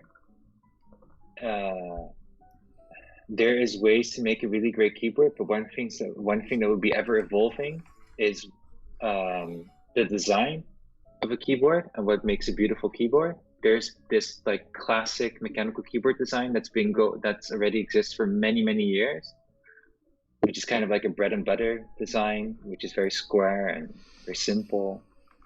But if you really look at what made a really nice keyboard, the design of what is nice changes, or there's like modern iterations of old keyboards which are very nice, and you can see that let's say if we limit the scope to gaming keyboards, that's changing, a lot over time to what makes a good-looking gaming keyboard, I guess. And when I now look at Wooting keyboards, I feel this is something that was nice 3 years ago, but I don't feel it's nice right now. I feel we're behind when it comes to the keyboard design now. And I think we've also learned how keyboard design also can influence experience a lot. And we also have a lot of ideas how we can make a better design to create a better experience. And I think this has also been our weakest part, I guess, what we've been trying to address with Kevin this year, which we'll get to when we're with the recap, by the way. We're not there yet. So that we can not only, let's say, focus on making, let's say, building the brand and what we, and let's say, when I say building the brand is like what we're communicating to you guys and to people in the future that will buy our products and join, let's say, the Wooting team. But also we've also been working on what we stand for and how that goes forward. And then we've also been working a lot on how can we make software better, do that better. And I think just because we're a small team and there's just a limited amount of people that can actually do the software, that it's being very limited. But I think everything that we made until so far is really good. So I don't see that as a bad side. But we've been seriously lacking in design and keyboard mechanical design and making great product itself. And then when it comes to technology, I think we could have had a better look at an earlier point at what could we do.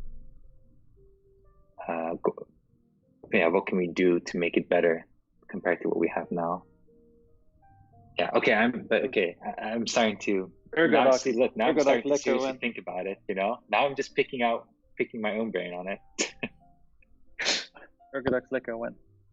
Okay, let's go back to the timeline because there's still a few things. I think, to be honest, you missed Kevin because Kevin is before the Wood Up, I think. Right? No. Didn't he start right after Computex? No, not right after. Like maybe I remember he needed at least like 1 or 2 months to wrap up his old job, right? Maybe he started in August. Yeah, I can't remember. He started in July, if I'm right. Well, so. If he started in July, then it's probably before the Wood Up, because according to the quiz, the Wood Up was the 27th of July. I don't remember. I think I talked about Kevin also during the Wood Up. Yay, Kevin! Kevin can actually confirm. Let me do some quick questions in between, because there's like, will you guys create your own wired keycap puller and perhaps include it with your keyboards in the future? This is from Wolf Waff. Right now we have no plan to make a wire keycap puller. So no, right now, no. It's also very hard to find good keycap pullers. Surprisingly hard. Honestly, I'm not even that much of a wire keycap pullers. When they're just new, they kind of suck. But once you've used them for a while and the metals are split a bit more, it goes a lot faster and it's better. I like the one from Taiho. Make your dreams alive. Make your dreams alive? Yeah, that's what it says. Typical. That's so typical. It's. But I think it is an interesting product in itself, and we're going to be facing this part when we're looking at switch puller. But yeah, right now there is nothing on the table right now. There was this other question. Oh yeah, Linus was using the Wooting one keycap puller. I'm 99% sure of it. 99% sure.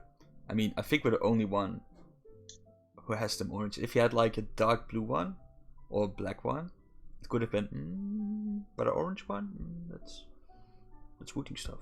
Well, the orange keycap puller that comes with the Flerta keyboard right now is, in my opinion, one of the best keycap and switch pullers you can find.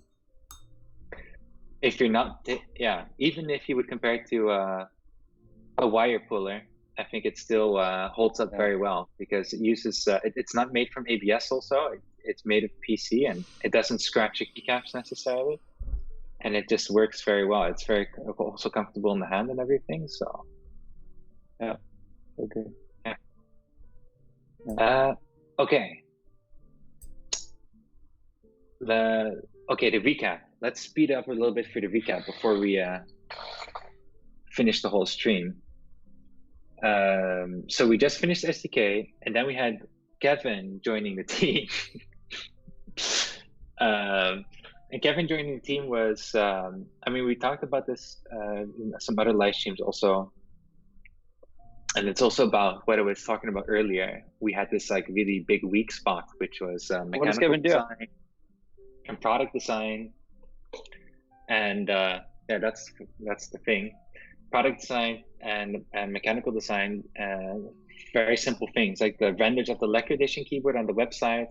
Even though we had a guy for a short time to do renders, but doing these renders and just being able to modify the product and I don't know whatever changes, we were seriously lacking in this department, which was bottlenecking product development.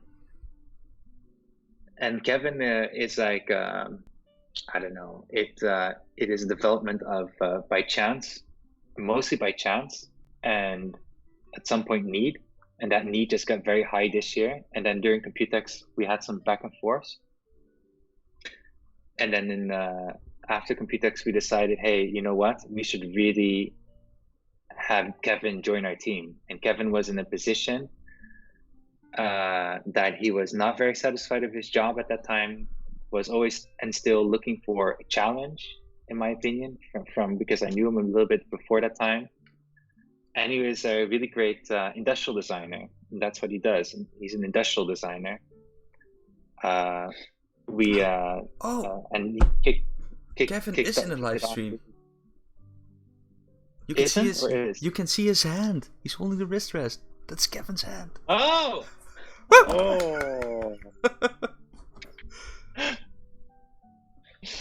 Anyway, so there was a good chemistry also. There's a good chemistry between me and Kevin. There was a good chemistry between Kevin and Jeroen also during Computex. For the short time we were able to talk with each other. And me and Kevin, we were arch nemesis. Hey, and he was Eric's arch nemesis because there's another designer all of a sudden. Now we have to split our wage to 2. It's like, oh, you want a new design up? Okay, well, you keep the same wage, but just split it in between, whatever.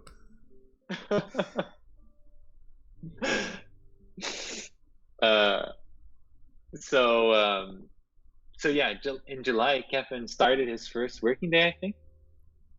Or it was, I think it was the beginning of July. Started his first working day. And his first project, because we didn't know yet how we're going to do things, but his first project was to do the Wooting wrist rest. And that's something that we've been wanting to do for a long time, but always got stuck at some point in its development, meaning basically how the beep, beep, beep, are we going to make this exactly the way we want to? What we did in 2 years' time for the wrist rest, Kevin did like in 2 days. Like, easy. It was like a sick design we saw. I was like, wow, this is sick. Wow, we need it. Packaging, here's packaging. Factory, that factory. And I was like, wow, yeah, wrist rest.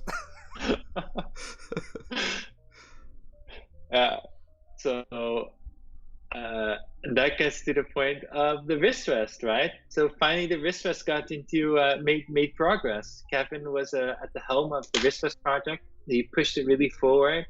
I mean, from the design to communicating with the factory also, and choosing the right factory to work with. And now all of a sudden, from him starting in July, and now it's December, so we're 5 months further. Well, that sounds longer than what it feels like, but let's say that within 3 months we had a sample product, which is pretty great. And then everything afterwards is just, details, change a bit on the package, change little things on the packaging, change little things on the product, make some improvements, prepare for production. And now that wrist vest is in mass production. and there's a blog that's going to come out a little bit more detailed about the wrist vest, because we've not really been sharing in detail about the wrist vest on the blog itself at all. But now that wrist vest is in mass production, which is really exciting. And so Kevin can do work of 2 years in 2 days. So Wooting 3 coming soon. Yes, in just 3 days. There will never be a Wooting 3. You guys don't understand. I mean, you know, Valve. I mean, there's no Half-Life 3, no Left 4 Dead 3. There won't be a Wooting 3.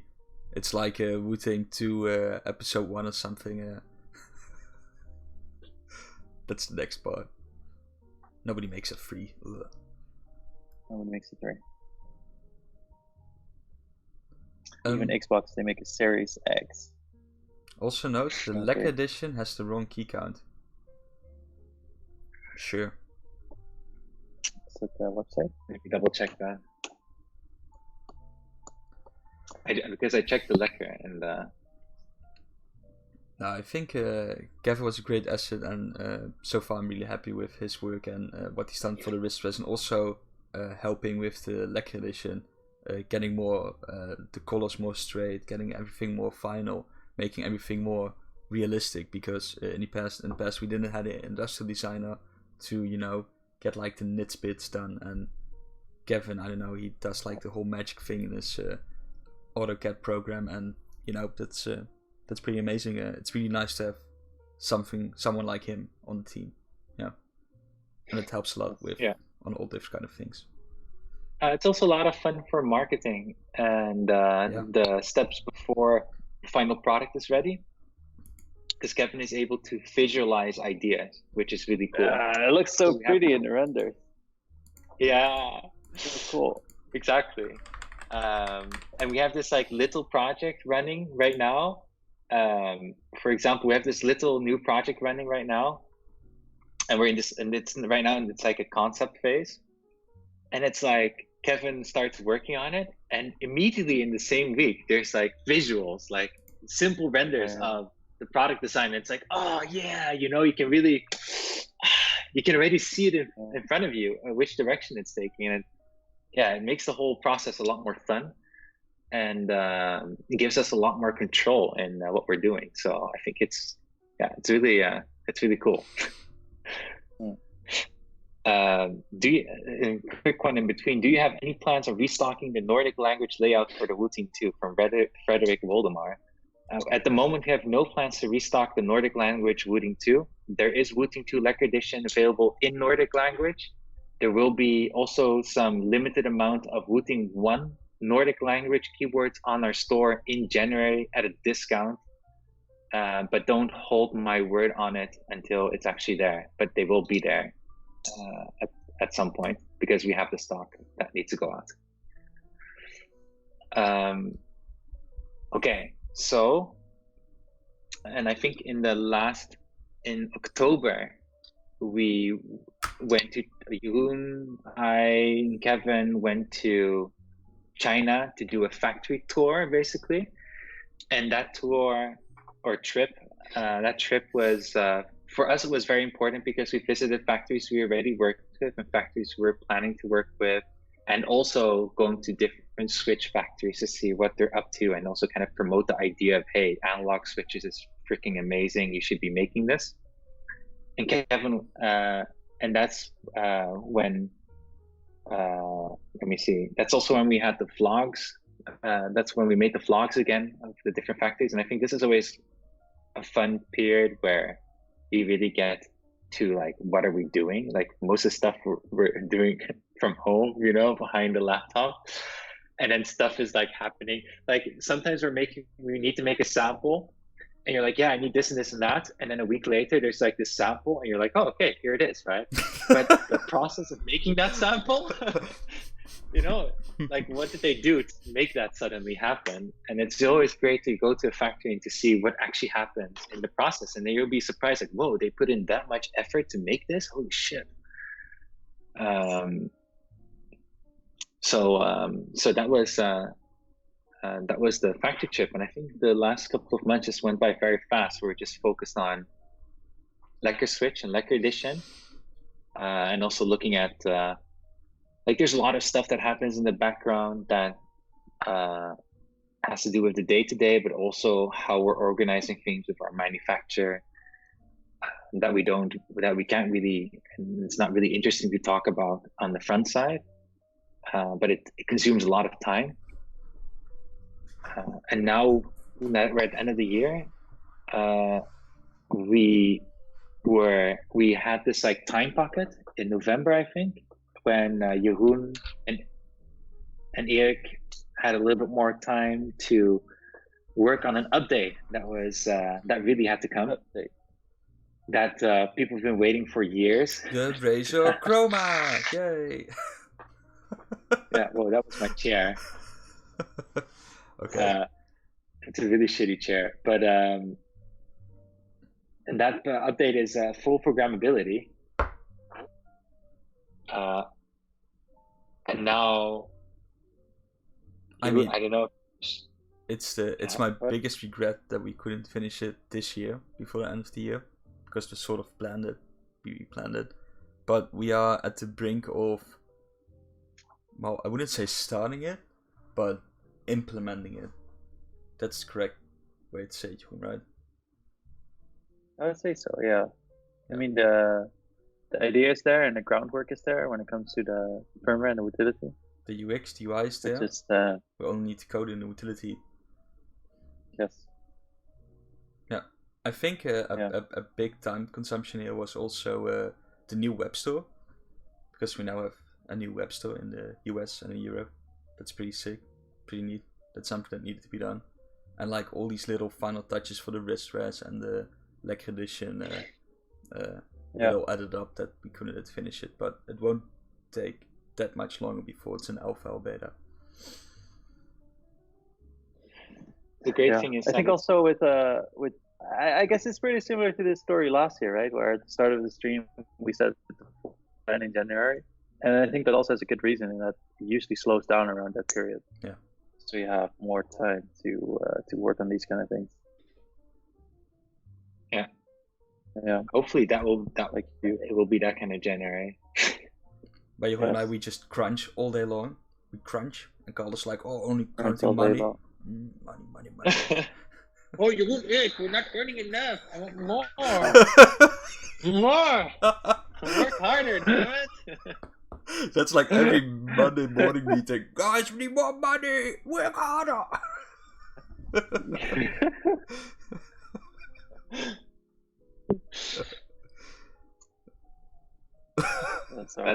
That's how it goes at Wooting. Pretty nice. So programmability is definitely an update that we can all look forward to.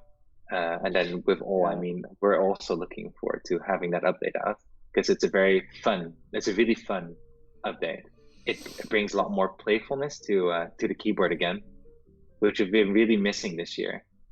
I think this year mostly has been fixes, improvements, but not necessarily. Well, other than the dynamic, the new utility interface, blah blah blah. What was happening? But it was all at the start of the year, let's say, like February, March. Yeah, exactly. Yeah, and I feel a bit strange how there's been very little change when it comes to interactivity and visually to the utility, but still I feel there's a lot of work has been done on the utility over the year. But with a lot of work, I mean, it's not like it's like totally froze at some point and then nothing happened for months together, and then all of a sudden you're back on it. There's always been like, oh, let's fix this glitch or bug, or in the settings. I think it's mostly been all fixes. Yeah. Full because also I think also it's also a good point, because at the start of the year, when we really rushed out, not really rushed out, but we really focused a lot on the redesign and the DKS. I think at one point people all started complaining like, hey, you released something but it doesn't fully work, like the stability of it all. And I think since then we also made a lot of progress into like making sure that it's actually a stable experience, like how we how we make things, and also what we've made until so far. Like it's a lot more, yeah, it's a lot more stable overall. So I think that's why that also took a lot of time to do this year, which has just been a lot of, let's say, utility plumbing work. Utility plumbing work. Plumbing. Nice. Yeah. Working the slums. It's funny that 12 about 12 letter code says full programmability. Fuck yeah! I was waiting till you make something similar to SwiftPoint, and I think similar to SwiftPoint you're referring to the CMOuse and the whole interface they have. And the only thing I could say there is like, yeah, you can do so much with the mouse and set up so much with the mouse, but the whole user experience and interaction with the software, it's so complicated. It's even for me it's like a hassle to do anything with it. It's not so good UX, sadly enough. Looking through critical glasses here. So then full programmability is something I'm really looking for. Like again, really looking forward to full programmability. Having that update. Well, it will start obviously in the alpha, but to have a first feedback on full programmability and to see people to enjoy their keyboard even more or again after already owning it for a while, playing with full programmability. I think that's a really fun experience to have, and I don't think that's something you often see with keyboards in general, where a year later there's this like new thing that you can now all of a sudden do with the keyboard, which is like such a playful thing, which before wasn't there. I think that's something you don't often see with keyboards. You obviously can argue, well, you should have had that earlier, but I think Can the wood be cleaned in a dishwasher? Yes, it can. Should you do it? No, please don't. Second time, right? Don't do it. Yeah, because I just saw on Discord that Linus made a video about cleaning keyboards in dishwasher. I guess it's a new one. Ah, okay, I see. Yeah. Will full programmability be compatible with Wooting 1 and 2 or only the Lego edition? Everything. It will be compatible with all Wooting keyboards. Yeah. Woo! Yeah. Woo! Yeah. This one is also pretty interesting. From Violet71, it says, will there be a clip series like a day in the life of all Wooting members? You don't want to see that. That's... It's like, okay, Carlos Day, it's like, wake up, hello Yanni, hello Michu, work, oh, good night everyone.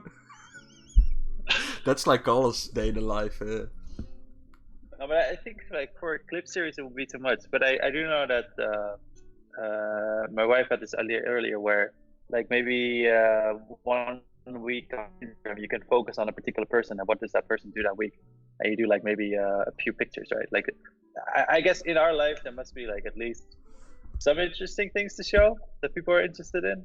I don't think we can really do like a clip series about it, but then yeah, so more behind the scenes. I do think it's very interesting. I mean, probably it's not going to be keyboard related, but the work way we have with our standard meetings every week and how Carlo wakes up in his morning, which is our midnight somewhere, and when he starts his day and when we start, it's totally different. So there is a very interesting dynamic, and I think people can learn from it, and it can be very interesting, but it's probably not gonna be that keyboard related. It's not like, oh, now we have this magic keyboard and now we have this magic here and yeah. I don't know. I guess it's also kind of like maybe it's something we should just make in 2020 and see if people like it. Who knows? I think it's you have kind these, of like people. It's kind of like kind of these YouTube videos you have, like a day in the life of it's this popular thing, right? Where you have the day in the life of the software programmer, for example. Yeah. But I can imagine why it's interesting also because let's see, it's kind of like making a keyboard. For us, for me, it's really interesting to know how is the keyboard made, right? What's like involved with making the keyboard. So otherwise, you're just like imagining a bunch of things, and then it's the same for what does our daily life look like doing this Wooting stuff, right? And then for if I would be in somebody else, like if I would be doing a certain job, or I'm doing something that I don't really enjoy, and then like, you know, aspiring or wondering or wanting a certain life, or you have some kind of imagination of a life that comes with a certain job or work or position, you know, what does it really look like actually when you actually do it? I think that's also why Day of a Programmer is interesting to see, because you hear so much about, you know, learning code, but what does it actually mean on a day-to-day basis? And I'm afraid that it's going to be a bit disappointing when like maybe 10 years down the line or something, it becomes a lot more interesting, because there'll be a lot more free time to just like, you know, do a lot of leisure things and just like send out some commands. I need more money. Counting the money. Right now it's very much like just wake up, basically work and talk the whole day, come home in the night, eat, hopefully have some time with the wife, and then go to sleep the next day again. Like, it's not that exciting. Sometimes go to what is in the office, visit an office of a manufacturer. There's not like, I mean, how is it different from any other white collar job? How is it different? You know, like it always comes down to the same thing, right? Get up, go behind the computer, do the work, have some breaks in between, go back home. Behind the computer work. Well, I didn't know this stream was going to turn into some sort of existential crisis here. Work, sleep. No, but I do think there is content to make out of it. And I think what's especially interesting is the way, I guess, the way we work, and how especially like with a remote small company like ours, right? Like, I guess there must be some interesting things here and there, like how you can, instead of like people just going to an office and working like your standard like idea of work, it's like, oh, you can also do this, like, let's say startup thing or however you want to call it. But then, I mean, there are some exciting times sometimes, but also I think the idea, sort of philosophy behind it can be very different than what you would think of a normal job would look like. And of course, at the end of the day, it's still sitting behind the computer and doing your work, right? But then the location is very different, the idea is very different, and also in our also the environment. For each of us, there's a little bit of a different flow throughout the day. Those are more interesting, because factory is it's visually. I guess that's also a difficult thing, right? Where what we do is not visually very interesting, I guess, because when you compare it to the factory vlogs, like there's this big machines, there's plastic injection like banging together. It's very exciting. Yeah. But I think for 2020, a good resolution is to just make like more shareable. Very, very visual. Yeah, I guess more behind the scenes kind of idea. Yeah, just I guess for me it should be easier to have some like this Lekker edition PCB. Let's say like we had the new PCB with let me think. I'm thinking about like some more exciting highlights of what happened in the past. I guess the recent example is the PCB, where we had the new sample, right? And it doesn't really fit. It doesn't really fit white, and you're trying to figure out like why exactly that is. Maybe you can make some sort of content out of that. I don't know. Do you guys know Strange Bot? I mean, that guy just looks like Jeroen in 10 years. For real. Yeah, Strange Bot is pretty good. Jeroen actually does almost the same thing he does. Oh no! Yeah. I think if we would be all together in one office location, it would create an easier environment to say, hey, let's make a behind the scene video about X and Y and make it a thing to do that now and then. because then you're also dividing the way of how you do it, because you just, one person is just curating basically curating a timeline of the video, and another two are participating. But now that we're remote from each other, we're still able to do it, obviously, but it has a much different dynamic. And maybe that's also the interesting part about showing about how we work and what it looks like on a day-to-day basis, like you mentioned, right? Because we're all working remote, different time zones. And I guess this is then one of the big disadvantages, right? Is like, if you really look at how often do we have the chance to really talk with each other and have moments that are not work related at all, or moments that are like a moment of inspiration or something, there's a very little time that we overlap with each other, a time of opportunity, and let alone an environment where the opportunity is stimulated to become available. And that makes this all much more difficult. I guess if you want to do it, then you want it to be more set up in a way, like you already kind of decide beforehand, like what kind of story you want to tell, and then you kind of fit your day within that story. Because waking up and going like, hey guys, it's in the morning, I'm gonna go on my bicycle. But it's like, more like like waking up. We work in, good morning, everyone. In Taiwan, and when Calder wakes up, Jeroen and Eric are still asleep, and then you can kind of like cut parts to fit that story or something like that. I think because then actually. I already have the idea in my head how it should all look, so we can actually film it in January and share it and be done. Next topic. Woo! Okay, just final thing from this disaster, because it's really interesting. You can do a retrospective documentary on how you come to the design the Lekker or Wooting 2 or coming soon, like any kind of like product. I guess it's more like a product, any kind of product design video, right? I think I would love to make documentaries, but I don't think we really have the time for it. Yeah, we need. You know what we need is a full-time community manager who does content creation also. Creation and Once we let's say once we have that person, no, I should say once we're able to afford to have that kind of person, which we'd love to have in our team. Again, which would be somebody that does community management and content creation.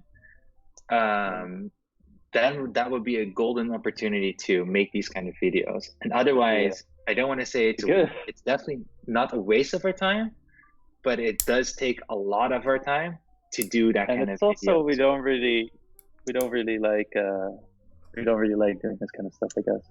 Like doing this kind of like, hey, what's up, guys? Oh, yeah. We're still all introverts, okay? Yeah. Whatever you might think, we're all introverts. Like a camera is on. Boogity boogity. Yeah. Money! Let's I think we should sort of end it here, because we're past the 2 hours. Carl has to go to bed. He's sleepy. And I think we can take this opportunity to thank a few people. If you want to apply for this position, then yes, you can do so. Yes, send an email to social@wooting.io. Yeah, or if you know anybody. If you know anybody who's like a god tier content creator and wants to do a free internship, send an email. That's not necessarily the case, Rocky, because somebody that makes, it can also just be gathering ideas. I mean, we can play in somebody's content. That's not a big deal. It's just that we are not really agree that. I think the idea of a content creator and community manager is to curate information and create content that can be shared. It's not the job to be a spokesperson. Their job is not being a spokesperson and representing the company or something like that. So I think if I think about it, there is this one example I remember from years back. There's this game called Crowfall, Mhm. which I don't know if freaking released by this time or It's not. still an Yeah, I Alpha remember. 01265B Yeah, Channel it's like H Division 2 something. yeah. But in Crowfall, they have like one person that dedicates all his time to making little interviews and videos of people within the company, which goes from progress they're making on the game to how did they do whatever design for the character to everything. And I've never seen that person that makes the content, but he does it full time, records all the videos, asks the questions, does the editing, releases it on the YouTube channel, and that's a real content, or that's a real how would we call that? Content. Community manager, this content creator. Yeah. I think what Chris says, that's a good point. Like it can be very different depending on. Okay. Maybe. Well, when we say community manager, for us, community manager is really about keeping an eye on all the information that's going around. You would definitely say that would also be somebody that would textually speak in different occasions towards people. I would kind of see it as also maybe if you have a Reddit, you have an admin on the Reddit, right? This this community manager would be one of the admins that would make sure that everything flows in between and in between other admins and overall content on the platform itself, but not necessarily answering every single person. But I guess for us, for us, what is important about the idea of community manager? If you have a CV, this is important, guys. If you're making a letter, if you want the job, okay. What is important for us is that we have our Discord community, and for how I would like to see, at least we do have a pretty big Wooting team. Being people that keep an eye open on what we're doing and do read the blogs and do find the newsletters interesting related to the blogs, etc., and like what we're doing in general. But we have a very hard time to keep a very consistent flow of information going. But more importantly, we also want to be able to do more stuff with the community itself, specifically looking on Discord also, where we're more actively trying to have more fun interactions between what we're doing and with the community. And just organizing those kind of activities, or organizing even the concept of this happening, takes time and thought and creativity. I guess a good example is the DEF contest Tina organized last year. Yes, the developer competition, right, for the SDK. That's a great example, yeah. And that somebody he took the lead in the dev competition. He took the lead for the website also that was created, but he also took the lead for the competition and how it would be shared and what would be the rules and textuals and more community information organizer and editor. Okay. I guess so, yeah. Either case, send us Community an email. information organizer. That's the name of it. That's the title. Jesus. Maybe I think what should be central is, let's say that the central point should be content creator. I think that would be the most essential part, because the community information organizing part is something we're attaching to it, but it's something that flows out of the content that's being made, because the purpose of the content is aimed at this kind of stuff. Yep. Okay.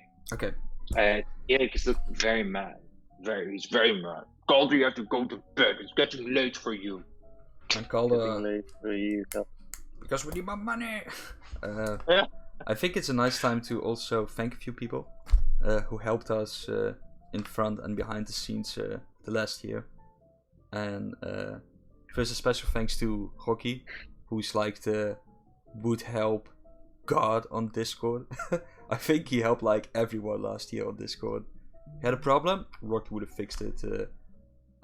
Also special thanks to Cop Vampire, who also would help on Discord and helps us with customer service emails, and Daryl, not Daryl, who helps us with social media and also would help.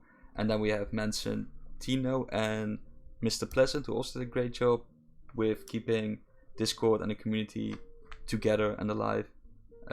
Did I miss anyone? And Callum specifically also to his continuous contribution to Reddit. Sure. And bots on Discord, which we love so much. He's going to conquer the world with an AI network of Discord bots at some point. No, but some people that have been with us for a long time. When I look at Manson, Callum, Tino now, Rocky also by now.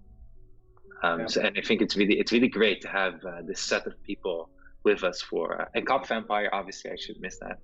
I don't know. I probably miss somebody else too, but it's really great to have these people with us for such a long time, and also becoming a real part of what we're doing. Because for us, obviously, this is like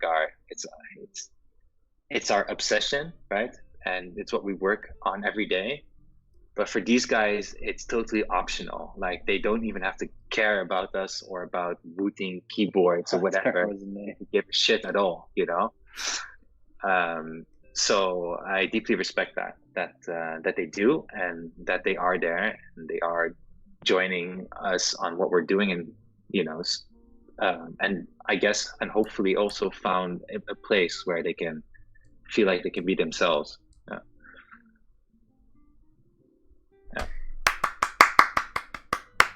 So, applause. And a special thanks to Darren. To Darren. Help with the utility debug. Oh, thanks. Thanks everyone. Darren, yes. And also everyone who purchased a keyboard or accessories or follows the social media or even bothered to watch these live streams. Amazing. Amazing. Well, see you guys next year. Bye. I mean, anything else? The next live stream in 2 weeks again, and then it's the 2-week loop again, right? 2020. Yep. I will contact the winners of today on Discord or mail, and yeah, thanks everyone. Awkward ending. Bye. And yeah, and enjoy the New Year. Enjoy New Year's Eve. Okay. Enjoy New Year's Eve. Ta-da.